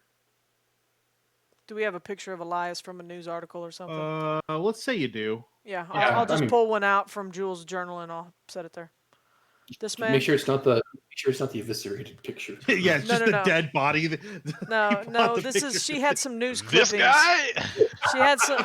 She had some news clippings in her journal. Thank you very much. Yeah, that guy. He was here September, October, sometime around then. Did anybody else meet with him? Not that I remember. I'm looking around the room. I want to see if anybody's got any thongs around their neck. Give me a spot hidden. You know what I mean. Been watching too many YouTubes. Leather thongs. Yeah, I know. That's going to be a hard success. You don't see anything. Kind of while Jimmy is kind of looking around the room, the man at the counter or the man at the bar leans in. It's a little bit and says, "I heard Jack went to Rangoon. He's got a big deal there with Charlie Gray. They sell guns, I think. Charlie's a big money man. Very, very important there. And has a deal with Charlie Gray. Yeah. Charlie Gray is not a name you guys have heard before. Yeah. Right. Yeah, that's why I want to make sure I get it. Have you ever heard of Grey Dragon Isle? Give me another psychology roll. That is a hard success. Okay. He kind of eyes you. I eye him right back. Says, "What do you know about Grey Dragon Isle?" Clearly more than you give me credit for. Are we going to? I mean, you've been a little bit more pleasant, but I don't wish to buy everything from you. While you're in mid sentence, he leans past you, and in Mandarin you say, "You four out." Like not at the four of you, but like at the customers behind you. Okay, And he they all says kinda that. I look up. hear that. Okay. And then they look at him like, "What?" And he pulls like you didn't see it, but under the counter he pulls a knife out, a big like combat knife, stabs it into the bar and says, Yeah. "Out." If I see Aaron react, I hold out a hand and I'm like, just a second, it's not for us. And the four men kind of drain their beers really quick and head to the door. Won't be long, gentlemen. What do you know about the bloated woman? Oh shit! Jeez. They'll say what now? Phrase. The bloated woman. I know that What there do you know is. about that disgusting cult? Is that the name of the cult, or is that the? Because we are aware that there is a cult likely in operation here, but we did not have a name for it. The cult of the bloated woman has been around for centuries. Okay. And they are connected directly with the island. It is I known. would like a psychology roll here to see how he's feeling about that. Sure, go for it.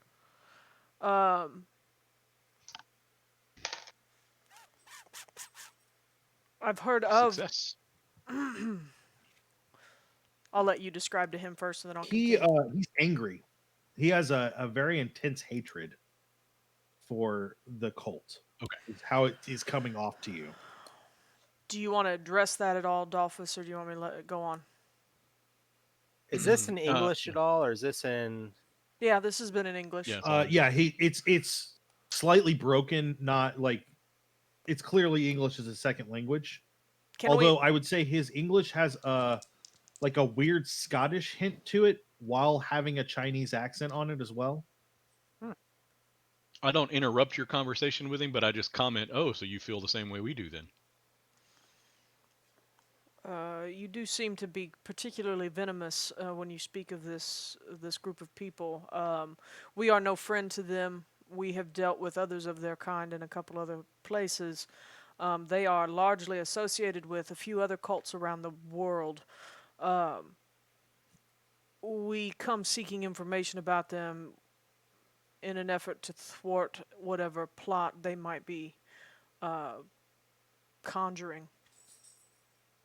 I have lost several friends to the cult, especially recently. Is there a way to get onto the island? Every time that I've sent fishing boats out there to check it out and to get more information, they've not come back. Okay. I can tell you a little bit about the island if you're interested. I am. Yeah. That would be wonderful.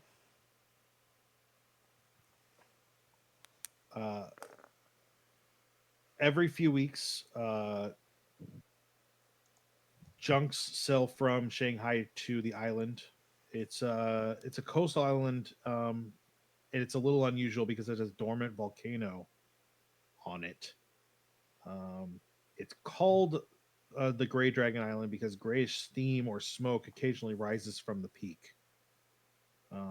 I think there's an area around the island or around the volcano itself that has some forests.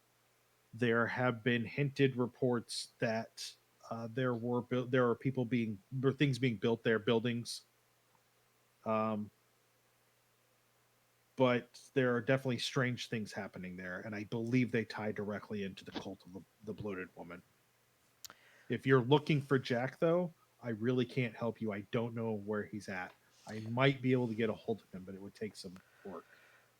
No, I We're appreciate. worried that he may run afoul of them, so we're trying to find him before that happens to him.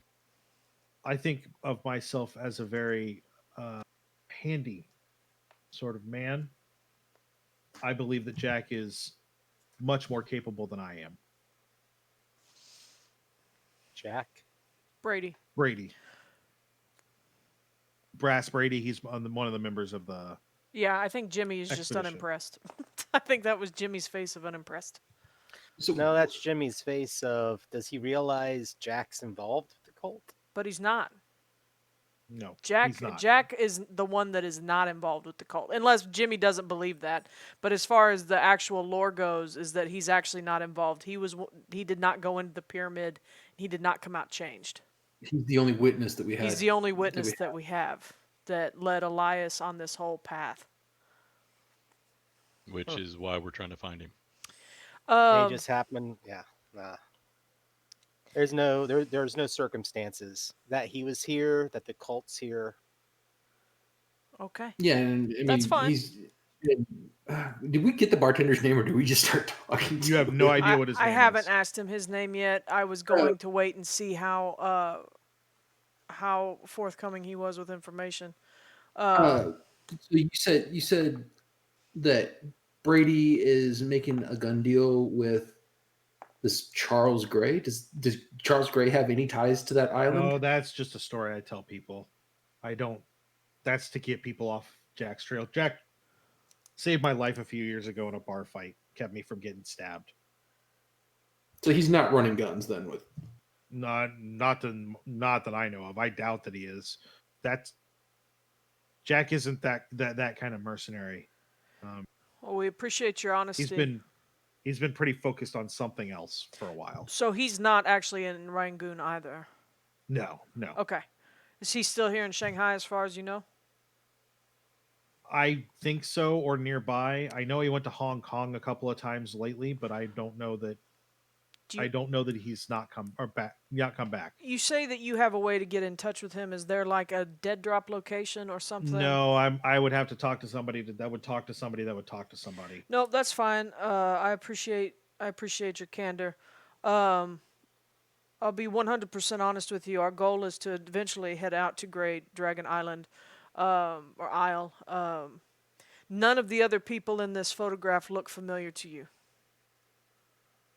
He looks over it. He says, "No." Although I'm guessing that this is the rich man that employed Jack in America for a while. Sure, Mr. Carlisle. Yeah, I've not met him or seen any of them. Well, I'm going to tell you something right now, since you seem to be relatively at least a shared enemy of our enemy. This woman here, and I point to Miss Masters. Mm-hmm. This woman here, as far as we are aware, is now carrying the child, and we believe that perhaps she might be considered a bloated woman.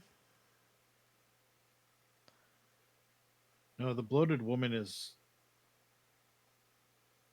the voice for the gods, not the Is there gods. is there a The literal dark gods.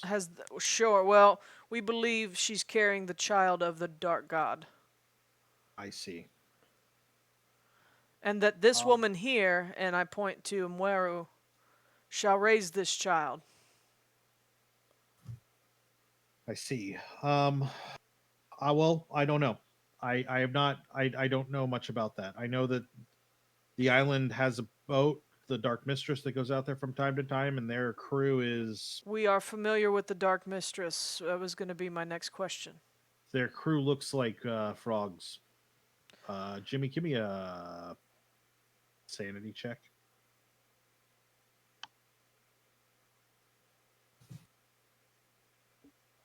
Made it. You get this like tingle down your spine as you remember your father talking more than once about how there are those that would rise from the deep and mingle with people, and by mingle you understand means breed, Oh, yeah. and would produce monsters. But those monsters in your father's eyes were righteous monsters, good monsters. And when he says they look like frog people, that's, you remember the description being that their eyes were always very watery and large, like much like a frog's. And then their faces would kind of like widen and thin, and their mouths would be very, very wide like that. The ship, the Dark Mistress does fly a Union Jack. But whoever the owner is, or the owner is Alfred Pinhurst, I believe is the name. But no one ever really sees him. He's got to be very, very rich to have a yacht like that. So no one has ever seen him. And just Not to I. No. clarify, it's Pinhurst and not Claudius. Pinhue. Yeah, Claudius. This is Claudius asking the bartender. Not I Pinhue. know the name I was told was Pinhurst. Okay. Claudius makes a note and kind of exchanges a glance with all of the party. He would be assuming that you all probably assume as well that this is Aubrey Pinhue. Yeah, no. Hofong Imports. What about them? What do you know Are they about them? involved Are they in involved with the cult of the bloated woman? That's where the Dark Mistress gets its Stuff? supplies. Interesting. Okay. Well, all of this is coming together for us quite. I appreciate. What was your name, sir, if you don't mind? Fergus Chum. My friends call me McChum. Fergus Chum. Chum. Well, my name is Claudius Rumtree. These are my companions, Professor Dalphus Hardgrove, Jimmy Ray Sheridan, and investigator Aaron Lockhart. Pleasure to meet you. I don't wish to cause trouble for you or your business, but the information that you've given has been quite useful. If you could put us in touch with Mr. Brady, it would be most appreciated, or if there's someone else that we could ask to be in touch with Mr. Brady, that would be wonderful. So I will pass along the information. And let Brady know so that he knows that it's not. Let him know that we're looking to stop the Carlyles. And let's just leave it at that. That's the coded message I'd like to send to him. I'll pass that along. He'll know what it means. So hopefully he'll know that we are of the same mindset as he is. You don't perchance want to take revenge on the island, do you? For the right amount of money? Do you wanna hire me to be muscle? From the sound of it, we could use all the help that we could get, especially if Mr. Brady is disinclined to meet with Yeah. us. If you go to the island, you get a boat, you come get me. I'll go with you. Cool. I appreciate We that. got Would you prefer to be called McChum, or is that just something people call you that you don't My like? friends call me McChum. Well, then I'll call you Mr. Chum. Is that better? It is. I appreciate your time, and Claudius puts enough money to buy our drinks like 3 or 4 times. So Aaron and That was McChum with an M on the end. yeah, Okay. Aaron and Dalphus, can you both give me psychology rolls? Oh my goodness. I'm gonna spend a point on luck to make it. Okay. So there's a shift in the way he stands, and it reminds you of men that you knew that were always those kind of like not crazy, but like violent, like quick to end someone else because it was the quick way, not the right way. And just the way he stands and the way he pulls his hand out from underneath the bar where it has been kind of quietly held, just there's something in his eye that he's a very dangerous man, and that you guys are, that if Brady protected him, that this guy was either in a terrible fight or that Brady is that's just what Brady's good at. So I mean that whole stance isn't directed at us. We No, don't feel like this is it was more like there was tension in the room and he took that stance on immediately. okay. So good in a fight. We know he's going to be good in a fight.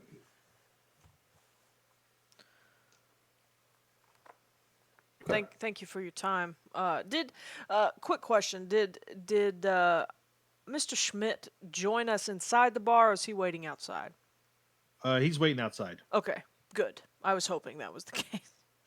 I should have asked sooner, but I neglected to remember.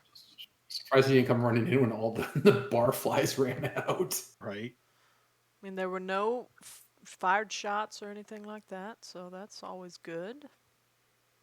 Well, Fergus, you gave us a lot of good information. I apologize for my snarky remark earlier. I was just trying to set you off your off base so we could get the information, but it looks like that was unnecessary. So I apologize for my earlier rudeness.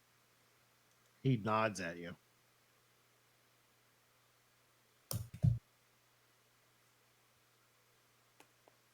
I bid him farewell and I make for the door. As you guys like go to leave, he turns around and picks up a phone and dials a number and starts speaking in Mandarin. And it's just basically like, "Hey, Jim, I need you to, contact this person and let them know I'm looking for brass." Sweet. I don't acknowledge that I understood or that I heard, and I step outside and I breathe the fresh Shanghai air. Claudius, did you understand what he was saying? He wasn't calling someone after us, was he? Nope. He's doing what he said he'd do. Okay. I believe that he is a very stalwart and trustworthy person. Look, I don't recommend going to that warehouse or dealing with that yacht. What, the Dark Mistress? Yeah. Do you know something, Jimmy? Moment he talked about them looking a little frog-like, there's a type of people like that. My dad used to talk about them. Supposedly they were the offspring of things that rose from under the water, had their way with women, and their children would be born looking human but not human, usually spottable by their eyes. My dad revered them and thought of them as monsters. If that's what my dad thought, and if there's a lot of them, I believe in myself. I know I'm good in a fight. But more than one monster at a time isn't really smart. Sometimes, Jimmy, I wish you were more inclined to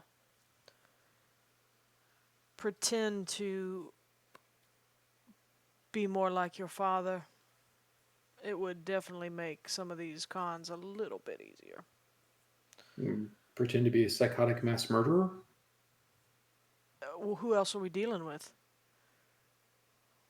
What are Psychotic you mass saying? Uh, I don't understand what you mean by that. I mean, what if you... I mean, unfortunately, I'm sure your father was already quite clear that you were not of his fold any longer, but if you had been and had a mind to, I mean, you could deliver us to the cult there in on the island or anywhere and just be in, you know, maybe we wouldn't get attacked because you would revere these creatures as you have called them. And I don't know, I'm just saying we might be able to get a little farther if you could hide the disdain from your voice anytime you spoke of it. It could work in our favor at some point, but it's I don't want to talk about this out here, and especially in the earshot. Mr. Schmidt, it's good to see you. Everything went fine. The drinks here are delicious. I think we're ready to turn in for the evening. Okay. He heads over to the car and starts it up and gets you guys headed back. Yeah, I mean, we're not going to talk about anything interesting in the car yet. You guys, are you? It's not late, but it is getting into the evening. Are you guys? Yeah, I'd like settling down for the night. Yeah. Okay. When you come into the warehouse, there are a couple of guards sitting in like the dining sitting area, listening to the radio, and then a couple of guys that are at the table playing cards. They nod and wave and just kind of go back to what they're doing. We'd probably introduce ourselves just to, you know, or at least I would, since my company. When you go over there, they all stand up.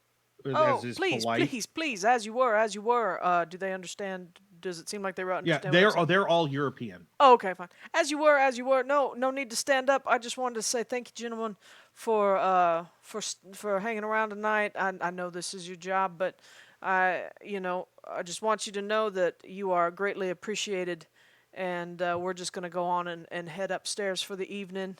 If anything happens, feel free to ring the room, right?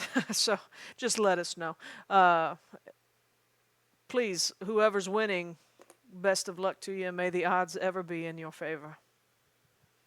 They all kind of nod and give you good nights and let you go about your business. All right. So we're gonna go up to and we're all we're in one room together, right? I thought it was more of a loft open space. It's like a barracks No. room. It's a full room, and then there are 4 rooms up on top that are closed off with walls and doors and everything.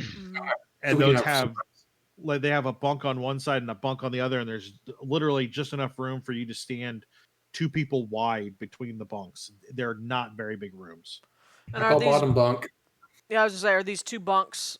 So there's 4 beds in one room. So I don't know about the rest of you gentlemen, but I feel as though it would probably be safer if we all shared a room. Agree. Stuff has been sent in there. Some of it's tucked under the bed. Some of it's at the end of the bed. But it all fits mostly. Good Christ, Dalphus, this weapon takes up so much room. I'm going to check probably one of That's under the bed. The larger trunks that have like the books and some of the other stuff that we've collected, just to make sure it's all still there and doesn't look like it's been tampered with. Yeah, no, everything's there. Nothing seems to have been tampered with. Did we have any other name? Like when we were told of Grey Dragon Isle, when we got that information, was anybody attached to that, or do we just have the name of the place? We just have the name of the. Oh, sorry. Go ahead. In the notes, it was just that was the name in Huston's manuscript. Okay, I just didn't know if we knew of anybody else that was here. Like if we knew that that Masters or Amwera was here or something. No, We before had before the manuscript, all we knew about was the yacht and the matchbook. Yeah, I know, but the manuscript gave the name of the island. I just didn't know if Huston had mentioned anybody being here as well, Gotcha. besides Brady. Our information that Brady had been here was. I just want to make sure I did not forget something. That's why I was pushing the photograph, just in case somebody else had been seen. But it doesn't seem like they would show up there anyway. So, I mean, in character, I mean, do we think that the bloated woman could possibly be Masters? I don't know. My brain immediately, I was just kind of trying to fast talk a little bit. My brain immediately went there. I mean, if she's pregnant. And he said it was the bloated woman would be a voice of God, so someone carrying That's a god would be a voice of that that's god. kind of what I was thinking, but it also could be something like, I don't know. Every other cult that we've had has had a figurehead, right? Well, We've right, and had he said that the bloated woman's been here for centuries. Sure, but so I mean, as far as we can tell, so is the bloody tongue and the Sandbats. sand bats. Although we don't know. I mean, this is kind of out of character. So, the bloody tongue, I guess I always assumed was another description for Nyarlathotep because he's so sinewy and all kinds of gross stuff. Could the sand bats perhaps be the flying polyps? No, No? Okay. not from the way they're described in text. Okay, cool. And I don't remember the name of the other one. The Dark Pharaoh, The Black Brotherhood, which we know the was brother of the Black Pharaoh, not Dark Yeah. Pharaoh. This isn't a Yu-Gi-Oh card. Yeah. All right. So they didn't all have figureheads that we could associate immediately with. Kind of. Okay. So I mean, the Black Pharaoh was definitely in London. Nephrin Ka. Well, the Black Pharaoh in London was definitely led by two high priests, Gavigan and that other guy. Yeah. I meant more like an actual figurehead as in deity, not necessarily a figurehead as like a priest. They're all parts of Nyarlathotep. Yes. So the name of the module is Masks of Nyarlathotep. So these are different masks that he's put on. Himself in masks. Sure. One of the many faces of the many faces. Sure. And so I guess my thing is what I was trying to say is that we had the bloody tongue and we've had the Brotherhood of the Black Pharaoh, and we know that Nephrin Ka was the Black Pharaoh. If the bloated woman is just a voice of the gods, I mean, it's kind of a different take on the Masks of Nyarlathotep, right? It's more like, to draw a parallel to Christianity, it's more like a Holy Spirit kind of thing that speaks for God, not necessarily a face of the, kind of. I mean, I know that's up for debate. Can I have all four of you roll occult? Sure. I get where you're going, but I want to help you get there. No, that's fine. I failed. I don't have occult worth. I have Cthulhu Mythos more than I have. Hard success. But I didn't get that either. Ooh. I got a hard success. Okay, so Jimmy and Dalphus, what you start to pick up on is that all of these are inserted some way in the culture, and that for whatever reason, the culture here leads this mask to present in a quote unquote feminine form because it's the bloated woman, but like the imagery that you get described to you is a woman with a very, very thick, like grotesquely thick woman. Like, have you guys seen Blade, the vampire in the Pearl? Like that size, but that the arms end in tentacles, and so does the face and head. And so there is a through line, except for there's a through line in the bloody tongue and in the bloated woman of these tentacles. Mm-hmm. And having seen the true form of Nyarlathotep for at least Dalphus and Aaron, you do remember that the true form is essentially a tree stump that ends in a flapping tentacle. There's no Right. even face. So it's almost as though there are small aspects that are taken for each of these places, and this is how Nyarlathotep chose to speak in these places. I can actually, if you give me a second, I actually have a picture of him in here. Yeah, You gotta throw it up onto the stream. Yeah. weird parallel that came up in my mind because I mean, Masks of Nyarlathotep came out in the '80s originally, right? Mm-hmm. And there was the kind of ninja group, the evil side of the ninjas that showed up in the Marvel Netflix series, The Hand. The leader of that used to be a very large woman who was large because she absorbed the souls of those who were around her. Yeah. And so there are some cultural things in Chinese history that lead the mystic part of it, for whatever reason, to be attached to a quote unquote feminine form. And I wouldn't call it a feminine form because I'm looking at the pictures and that is not. It is a bloated and distended creature.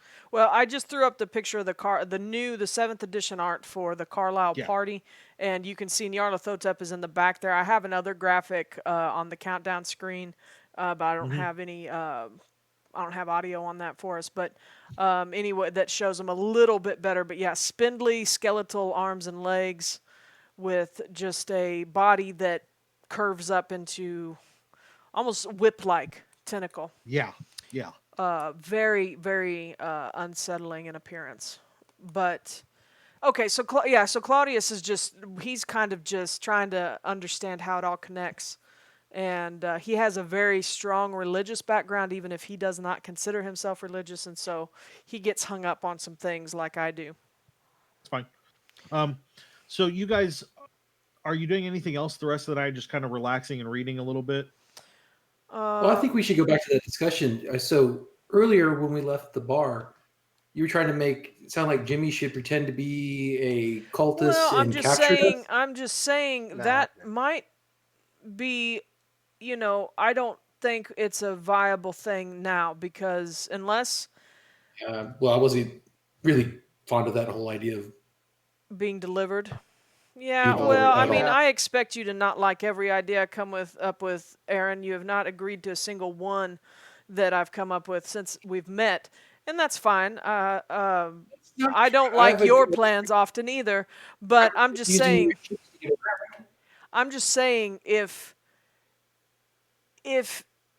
the cult does not know that Jimmy is apart from the fold, or if they don't know that Mr. Sheridan has left this mortal coil and could be in some way controlling him, as Jimmy has told us he tried to do when they met when we were in the city. Delivering us onto the island gets us onto the island in one piece. And I understand that we would be greatly outnumbered, but it could get us there. And we might not have to worry about these frogmen, as it were. Yeah, I mean, deliver us as prisoners, deliver us as acolytes, deliver us as I'm not willing to do the prisoner thing because we're going to be without weapons. Because if you think that he's going to be able to get us past any guards without us being checked for weapons, I don't think that's even close to likely. I'm just Jimmy saying. doesn't seem to be very keen on this idea.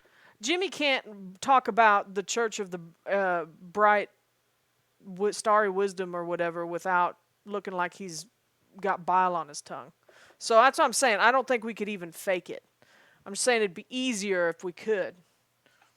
But I am the only actor in this troupe, as it were. Aaron gives the hugest eye roll and doesn't even try to hide it. And Claudius flips you off. I've made more money lying to people than you have doing anything, Mr. Lockhart. We can disagree, but my methods are not unfounded. They're not unfounded, but Not unfounded, and yeah, sure. You're good at planning. You understand how to lie. You understand business. I don't, but I understand cults. And I largely think that we don't have time that would be necessary to make that plan work. Well, how do we get onto the island? Because We that don't. was Mr. Lockhart's plan, was to circumvent everything and go straight to the island. How do we get there? No. That wasn't the plan. That was just an idea. Instead of chasing our tails, trying to find leads. Excuse we knew me. where to go. Pardon my misspeak. It was an option that was suggested. How would we make a plan from that if we decided to? I don't know. I mean, we can wait here for days for Mr. Brady, which is fine by me, because it sounds like the man can definitely hold his own and has more experience with this particular cult than any of us.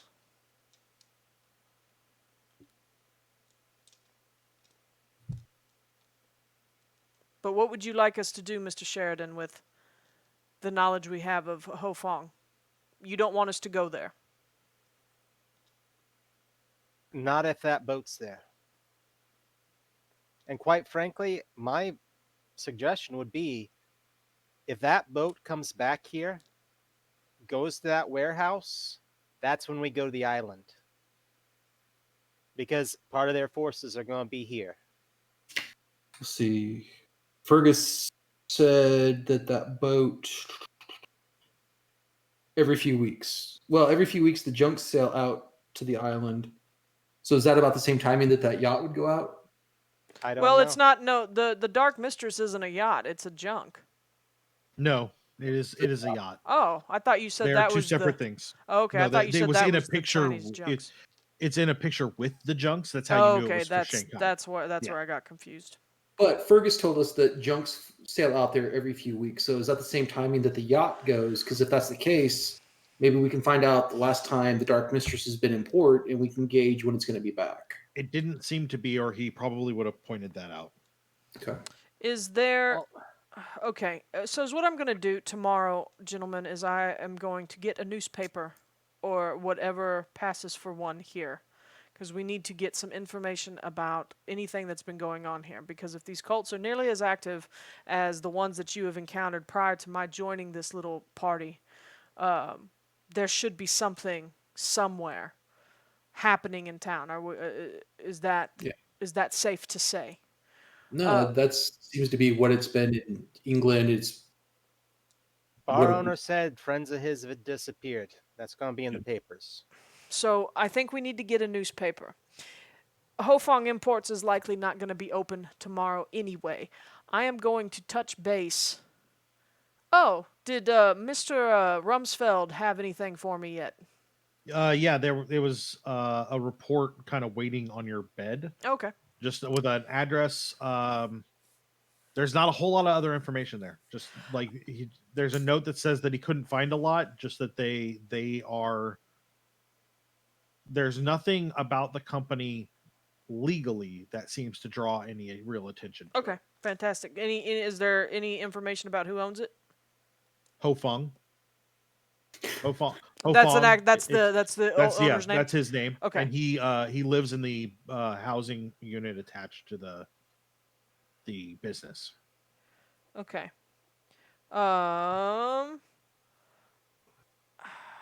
God, I want to try to go talk to him, but that's probably not smart.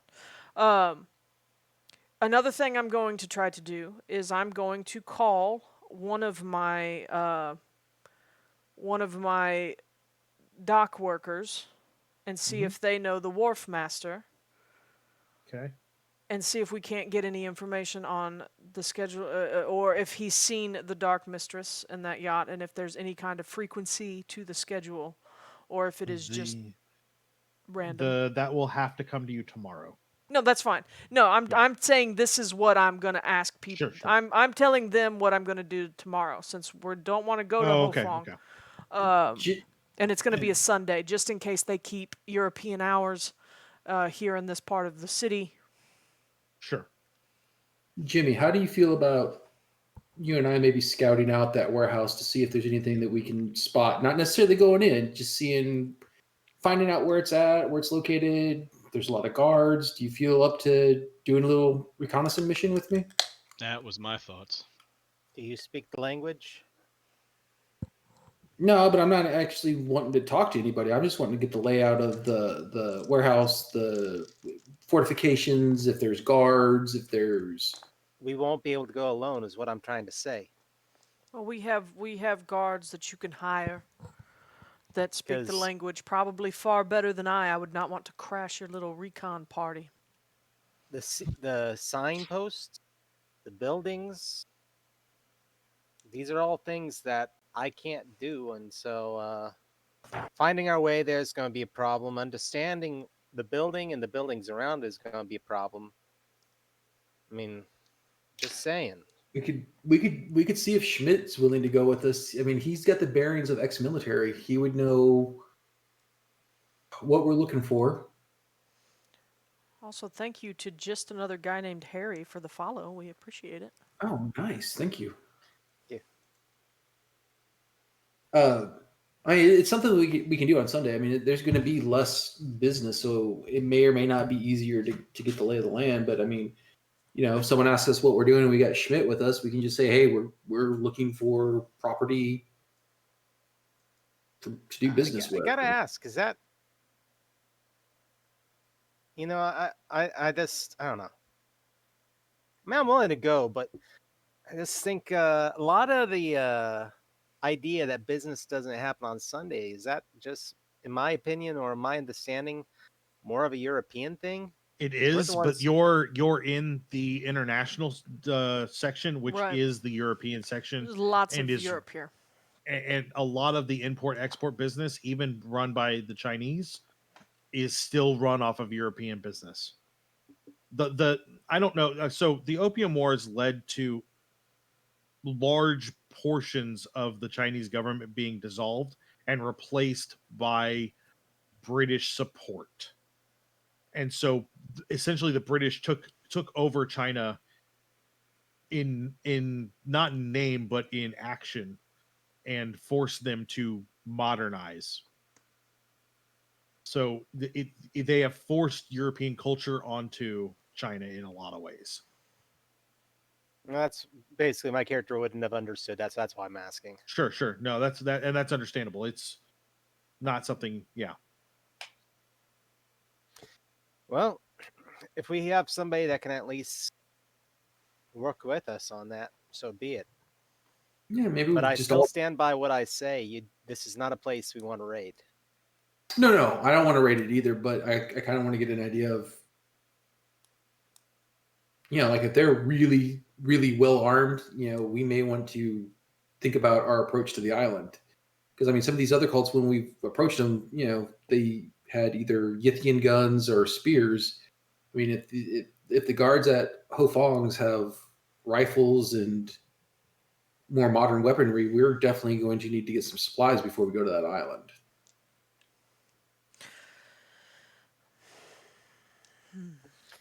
So be it. I would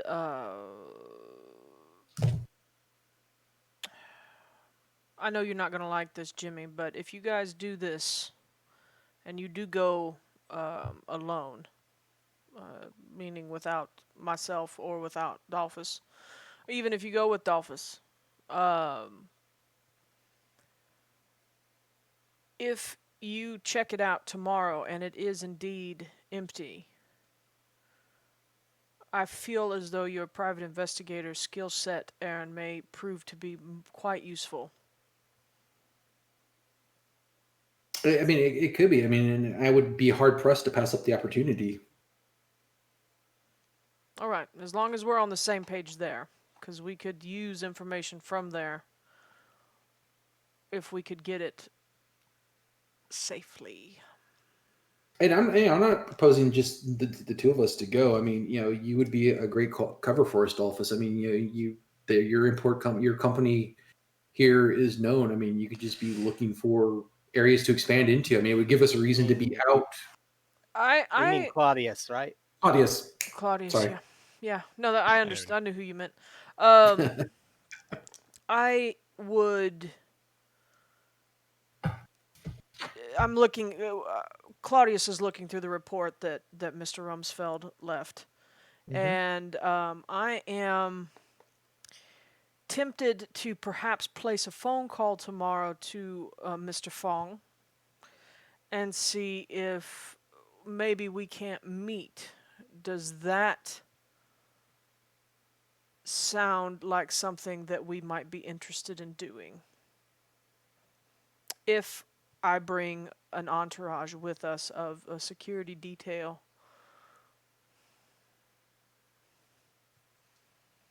Because I believe I could probably just try to make an appointment.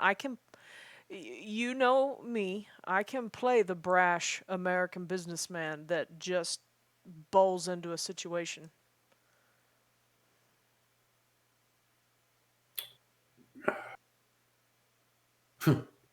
I'm at a loss. Because Aaron is like, I feel like we've tried to play that game before and it hasn't worked.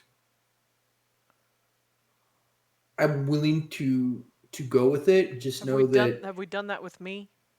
no. That's why Aaron's trying to is thinking through it because he feels like it just hasn't worked in the past when we've tried that kind of subterfuge.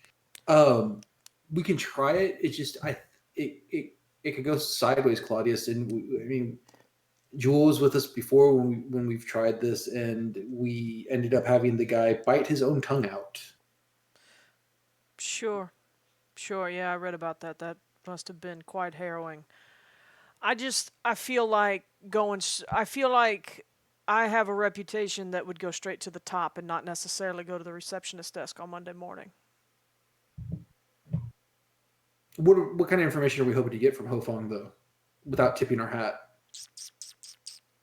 What kind of deliveries they do around the island, around Shanghai, and hey, we have a dedicated courier service. We would love to make a partnership. I could even play that I'd like to buy the company and I do feel a like merger. the moment that you mentioned Grey Dragon Island to I won't Fang. mention Grey Dragon Island. I will say around Shanghai. Roxanne misspoke and said the island, but I meant around the city. Or I would even find deliveries around the coast because I mean that's honestly what Sure. you would be more your company's position would be more suited for. Would they like to expand their business area? Because all I know is that they have a specific clientele, and I don't know much about them, and I'm here on an information gather. In business, we do this all the time. It's just kind of a meet and greet, and they're not competition now, but they could be. I'm just saying these are things to suggest. If y'all want to go stake it out tomorrow, I'm 100% fine with that. I'm gonna find a newspaper and see if I can't dig up any. I'm gonna spend tomorrow researching. Well, I mean, there's no reason why we can't do both. We can still stake it out on Sunday, and then you can get an appointment with Mr. Fong on Monday. Sure. But I'm also going to just look at a newspaper first thing in the Yeah. morning. So, definitely. And Claudius probably looks quite tired after the cargo ship ride anyway, and all the discussing and things like that. Being that this is a European thing, there's not telegraph here? You said, Matt. There is to China, but not to Europe or Okay, cool. America. Claudius just grabs his journal and he starts writing in it a little bit, and you hear him tear out a page and tuck it into an envelope, and then as he's laying in bed, and then he kind of just drifts off. Cool. Are the rest of you just relaxing for the rest of the night and sleeping? I think we should keep watch. But that's just my paranoia. Is it possible to get a newspaper? I want to get Not one in the this morning. late at night. Yeah, not this late at night. That's why I'm getting one I in the just want to morning. get my Dalphus. map from the guy, and I want to start at least memorizing streets. Sure. At least the shape of them, Yeah. the way they move, things like that, so I can use my navigation skill here. Yeah, no, that's fine. So are you guys setting a watch? Claudius is asleep. He's fully trusting the guards. I'm going to stay up for at least 3 hours until I feel like I know no one else is going to want to do a watch. They're going to trust to the guards. So I'm going to stay awake for at least the first 3 hours to make sure nothing happens, and then I will drift off to sleep. Yeah, I'm gonna make some notes, do some reading, get some sleep. All right. I need everyone to give me a listen check. You'll all have a penalty dice. Aaron, you'll have 2. So I'm doing. So 3? you'll Yes. run, you'll roll 3 dice. Whichever one is the worst one, that's the one you take. But Aaron has 2 penalty dice? Yes, because he stayed up extra long. So he's a little more tired when it happens than the rest of you. Woo! I Well. either got a 3 or a 33. So, well, I got a 33. 94. I got I think a the worst I 1 got or was a 41. 94. I'm going to spend 4 points of luck to get a success. 1, 2, 3. You said this was what? Listen? Listen, Okay. Regular success. That 3 would have been Same here. glorious. Tentacle Greg actually gave us a reroll, Ooh. usable by anyone that Oh. needs it. Well, Nice. we've gotten 3 successes. Do we really need? Well, we'll another just put it success? on. We'll put it on the table. Sure, we can hang on to that, and that's I fine. got it here. If somebody needs We it. got 3 regular successes. Is that what I heard? Yes. Okay. So Without the penalty, I would have rolled a 1. That's Nice. well, then we'll say you're the one that wakes up. You wake up to what you hear is like a small, like, scrape of a chair. There was not a chair in the room when you went to sleep. And you kind of look without moving, and there's a man on a chair in the room. Just sitting there. And I was asleep in Yeah. the bed. All right. I roll out of the bed, grabbing the rifle that was next to me, and point it right at him. He kind of just sits there. Says the rest of them probably should wake up too. And though the other 3 of you hear that, because I'm sure that Dalphus is like right out of sleep is not the quietest when like No. combat rolling out of bed. So And they definitely heard the clack of the bolt right. yeah. He said, and the man opens. He's in like a suit and tie, but it's kind of well traveled, and he uses just his hands, and he opens it, and you can see an inside like holster that is empty. And then you realize that when you were rolling out of bed grabbing that rifle, on the bedside table there is a large caliber gun that was not there when you went to sleep. Claudius sits up in bed. Does he look like Jack Brady? Yeah. He looks a little bit older and a lot more harried. Like, you know how Aaron looks when he gets really paranoid? Yeah. Like, Yeah, that's exactly what he looks like. I think I recognize him from the photos. Then I kind of rub my eyes and narrow at him a bit, like, Brady? Claudius Yeah. reaches over and clicks a lamp on. McChum let me know you were looking for me, and now McChum is dead. Well, shit. Oh. And that's where we'll end tonight. No, I'm joking. We still Man, got that would 20 be a minutes. good one. That's actually not a bad one. Yeah. He says, I know that the 4 of you didn't intend it to happen that way, but I also know that you're interested in the Carlisle expedition, which means that it was time for me to come out from where I was hiding. Well, we're interested in stopping the Carlisle expedition.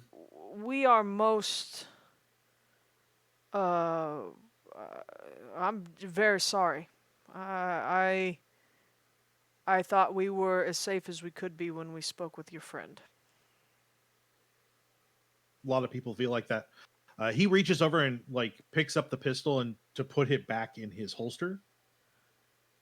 And if no one's like moves at all to stop him, I reached for I'm my not. gun. I hadn't taken the gun off of him in the first place, so are he you goes gonna to put his away. When he puts his away, I'll Yeah. set it down.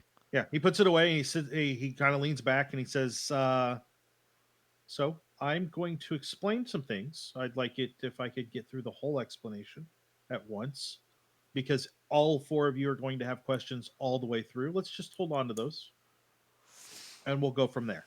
I'll stand up, stretch back, like Claudius gets his notebook ready and smooths his hair.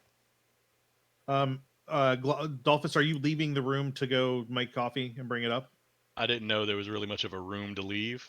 Yeah, so you're in a small room, but the the kitchen is downstairs. Okay, yeah, like I'll be right back with some. Okay. So you go downstairs. You get to the stairs. You see on the table, like slumped on the table, is one of the men. He seems to be breathing, but there's also, it's clear that he has been struck. There's the beginnings of a bruise at the back of his head. All right. I will I'll mention just while kind of notice that. while Dalphus is doing that, I'll just say, well, you must have made short work of my security staff. I only had to knock one man unconscious. The others are good, but not that good. You know what? That doesn't surprise me. I've heard nothing but the highest acclaim for your skills, as it is. You don't avoid these cults as long as I have without having those skills. Believe me, I wish I wish we had them. So Dolphus makes coffee, brings up 5 cups, I assume. Mm-hmm. Yeah. Jack takes his, but doesn't drink it and kind of just holds it while he starts talking. Says, obviously, I'm Jack Brady. I hear you've been looking for me. I've got a minute, and you've got questions. I take it you never got the chance to talk to Jackson Elias. If it's all the same, I'll talk now. You ask questions later. As far as I can make out, we're all in a lot of trouble. The more I learn about the situation, the more scareder I get. When I spilled the beans to Jackson Elias, I figured people would read his book and do something about the cult. I'm sorry that he ended up that way. I assume you guys were all friends of his. All the same, though, I did warn him, and I didn't hold anything back. I'm warning you guys, too. The cult plays for keeps. The cults play for keeps. Or maybe mugs like you already know that. And he laughs a little bit. Well, right from the start, I knew that Roger's African girl was trouble. She was as tough as they come, and she had him around her finger. He must have known she was trouble too, because the more he saw her, the more crazy dreams he had. I thought it was great when he wanted to go to Egypt. That'd be the end of her sea, and things would go back to normal. I liked the guy, and I owed him a lot. It seemed for a while that everything would work out. London was fun, but once we got to Cairo, Roger started having dreams again about meeting a god and crap like that. But now he wasn't drinking, and the girl wasn't around, and the gentleman Roger had asked along started acting nuttier than Roger did. So I said to myself, trouble is somewhere up the road. After I paid Faraz Najir for his junk, Roger spent some time with it. He went off the deep end. There was a black kind of heart and shoulder statue, or I'm sorry, head and shoulder statue that he'd stare at for hours, like a normal guy would check out a beautiful dame. He started telling me that we could meet the god as soon as he destroyed the eye and opened the path. That hotshot Dr. Huston should have talked Roger down, but he only encouraged him. So the first night we were up the Nile at Dashur, Roger snuck out and climbed up the Red Pyramid. Any of you guys ever climbed a pyramid? They're steep. Roger started up that pile like a monkey, never looked back or hesitated once, which proved to me that the poor bugger was absolutely crazy. But I followed him up. And he laughs a little again. I was crazy too.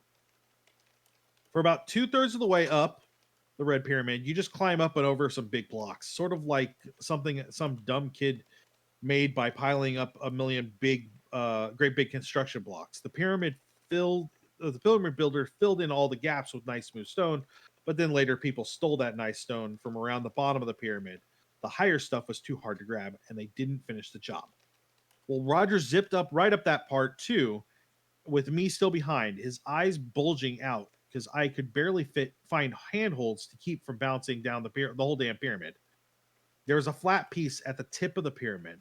When Roger reached the flat place, he put on some kind of robe and started making weird sounds as though he had flipped for good. But then there was a hell of an explosion of all kinds of funny echoes and screams with it, and a big red flash of light. Well, I lay there for a minute until it seemed safe to go on. He looked at me and said, "The eye is gone, Jack. Now we can be gods." Well, that was just Roger talk, you know. But beside him, there was a big patch ripped right out of the stone, and it looked fresh. When I went back the next day, the patch had been filled in, as though the pyramid had repaired itself. But near the base of the pyramid, I found part of a rock which looked like it could have been in that patch originally, and it had this sign on it. And he sketches a mysterious looking sign you guys are familiar with. You've seen it before. Now I know what it was. Its strong magic kept evil things away from us, and Roger deliberately broke its power. 2 days later, the whole gang, Pinhue, Roger, Huston, and Patty, gave me the slip and disappeared into the bent pyramid. Some of the messenger boys went to find them, and they came out shrieking that the pyramid had eaten the respected soul scientists. Whoa, whoa, whoa.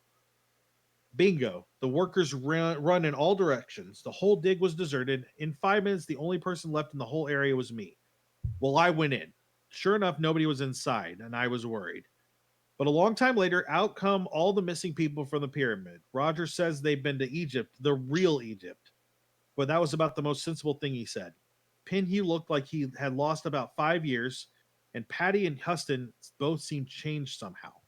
Nobody would explain to me where they'd gone, and nobody cared that after that it was hard to hire workmen. After that, when I'd wake up in the night, the rest of the gang would be talking creepy lingo like I'd never heard before. Then one evening, Roger said he was going to show me the power of what they learned. We went out in the desert with a passel of Arabs. Everybody started screaming weird words and songs, and Pinhue beat the drum that we got from Niger. When creatures started coming out of the ground and eating the Arabs, Roger and the others started laughing. Why, I took my leave, as they say, and went on a real toot. Roger found me the next day and warned me that I better change my attitude. Well, I owed the kid, and I wouldn't desert him, but after that I started thinking real good. Then we went to Kenya, and Roger filled me in during the trip. We had found a true god, he said, who would rule the earth, and we would rule with that god, for we were the chosen of the god. The god had picked us to open the way for his return, and there was enough in what they said and in what I saw to make me listen. Every week, Pinhue seemed a little younger and a little livelier. Patty was sick a lot. We were going to leave Nairobi for some place in the mountains where there was no river, no railway, no telegraph, no police, and nobody who looked friendly. I figured that Jack Brady wouldn't live very long out there, so I made arrangements. On the last night in Nairobi, I drugged Roger, typed the cash box, it was all Roger's money anyway, and got me and him aboard an unscheduled deadhead freight to Mombasa. Later, I read that my guess was right. The newspaper said that a lot of people died, but Pinhue, Huston, and Patty Masters weren't among them. Anyway, my arrangements went off without a hitch. That happens when you think small and carry a lot of cash. When we got to Mombasa, we got off before the causeway and found a fisherman who was willing to go to Zanzibar for a few dollars. From there, we hopped a coastal trader to Durban, and in Durban, we dyed our hair, got some decent clothes, and sailed for Perth. Now on the train to Mombasa, Roger got some sleep, and he seemed to wake up a different person. I guess that being away from the influence of those other people let him return to his old self. I told him we were in a lot of trouble and that we needed to hide out. Reminded him about the Arabs being killed in Egypt and the God stuff and so on, and he could remember it all right, although it didn't seem very important somehow. But he understood the logic of the situation. After a week or so, though, his nightmares started, and he began to go off the deep end. He was beginning to realize some of the things he had done. I was in Shanghai while I was in the Marines, and I had a fair number of friends here. By the time our ship put into Hong Kong, Roger could go no further. He began shrinking at shadows and everything that moved. So I put him in a sanitarium there. I had to use up most of the remaining money to get him settled. Then I went to Shanghai, believing that I'd never see any of the members again, but Roger of that damned expedition again. So I thought until I looked through naval glasses at a certain yacht and saw Sir Aubrey Pinhue preening on the decks of the Dark Mistress. I'm gonna have to get up for a second, so the stupid cat will quit scratching at the door. I'll be right back. That's fine. Where did where did he say that the sanitarium was that Roger was? Uh, I followed the trail from Mombasa to Zanzibar to Durban, but I didn't hear if it went somewhere else. yeah, they were in a boat in I Singapore. thought they were here. No, Either Shank. No. They went to no. Perth. Yeah, no, yeah. I'm trying to figure out because he committed Carlisle to a sanitarium somewhere, and then he came to Shanghai where he thought he would be safe. Where He committed him to a sanitarium in Hong Kong. Hong Kong. Okay. Okay. Okay, cool. So it was what Ambrose Penhurst was the name that we were given from McChum. Alfred Penhurst. Alfred Penhurst, that's right. So Claudius would he would just make a look at everyone else and be like, he would give the same look that he gave before, even though they never said it out loud. But yeah. Is there more? No, that's it. What? So questions. So Rogers is still alive? He was last time I heard from him. I haven't gotten any notifications from Hong Kong, but they were supposed to let me know if anything changed. I think we've established, Aaron, that they're all still alive. Yeah, well, I'm also thinking about his sister and how she wanted information on whether he was alive or dead. Well, and whether I don't know if we should Y'all, tell her are this. you guys working for Erica? They were initially, yes. Funding from Erica on the chance that her brother was alive, but we were really tracking down Jackson's. She's a good kid. If she sent you guys, you should let her know that I'd say I'd let her know that she's dead. He's not the same. Okay. We'll take that under advisement for sure. That was quite a tale, and I believe every word of it, sir.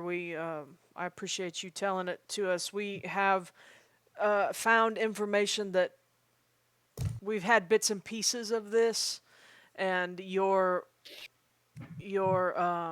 overall scenario definitely matches up with stuff that we've already learned and fills in a lot of blanks. Quite frankly, we had heard.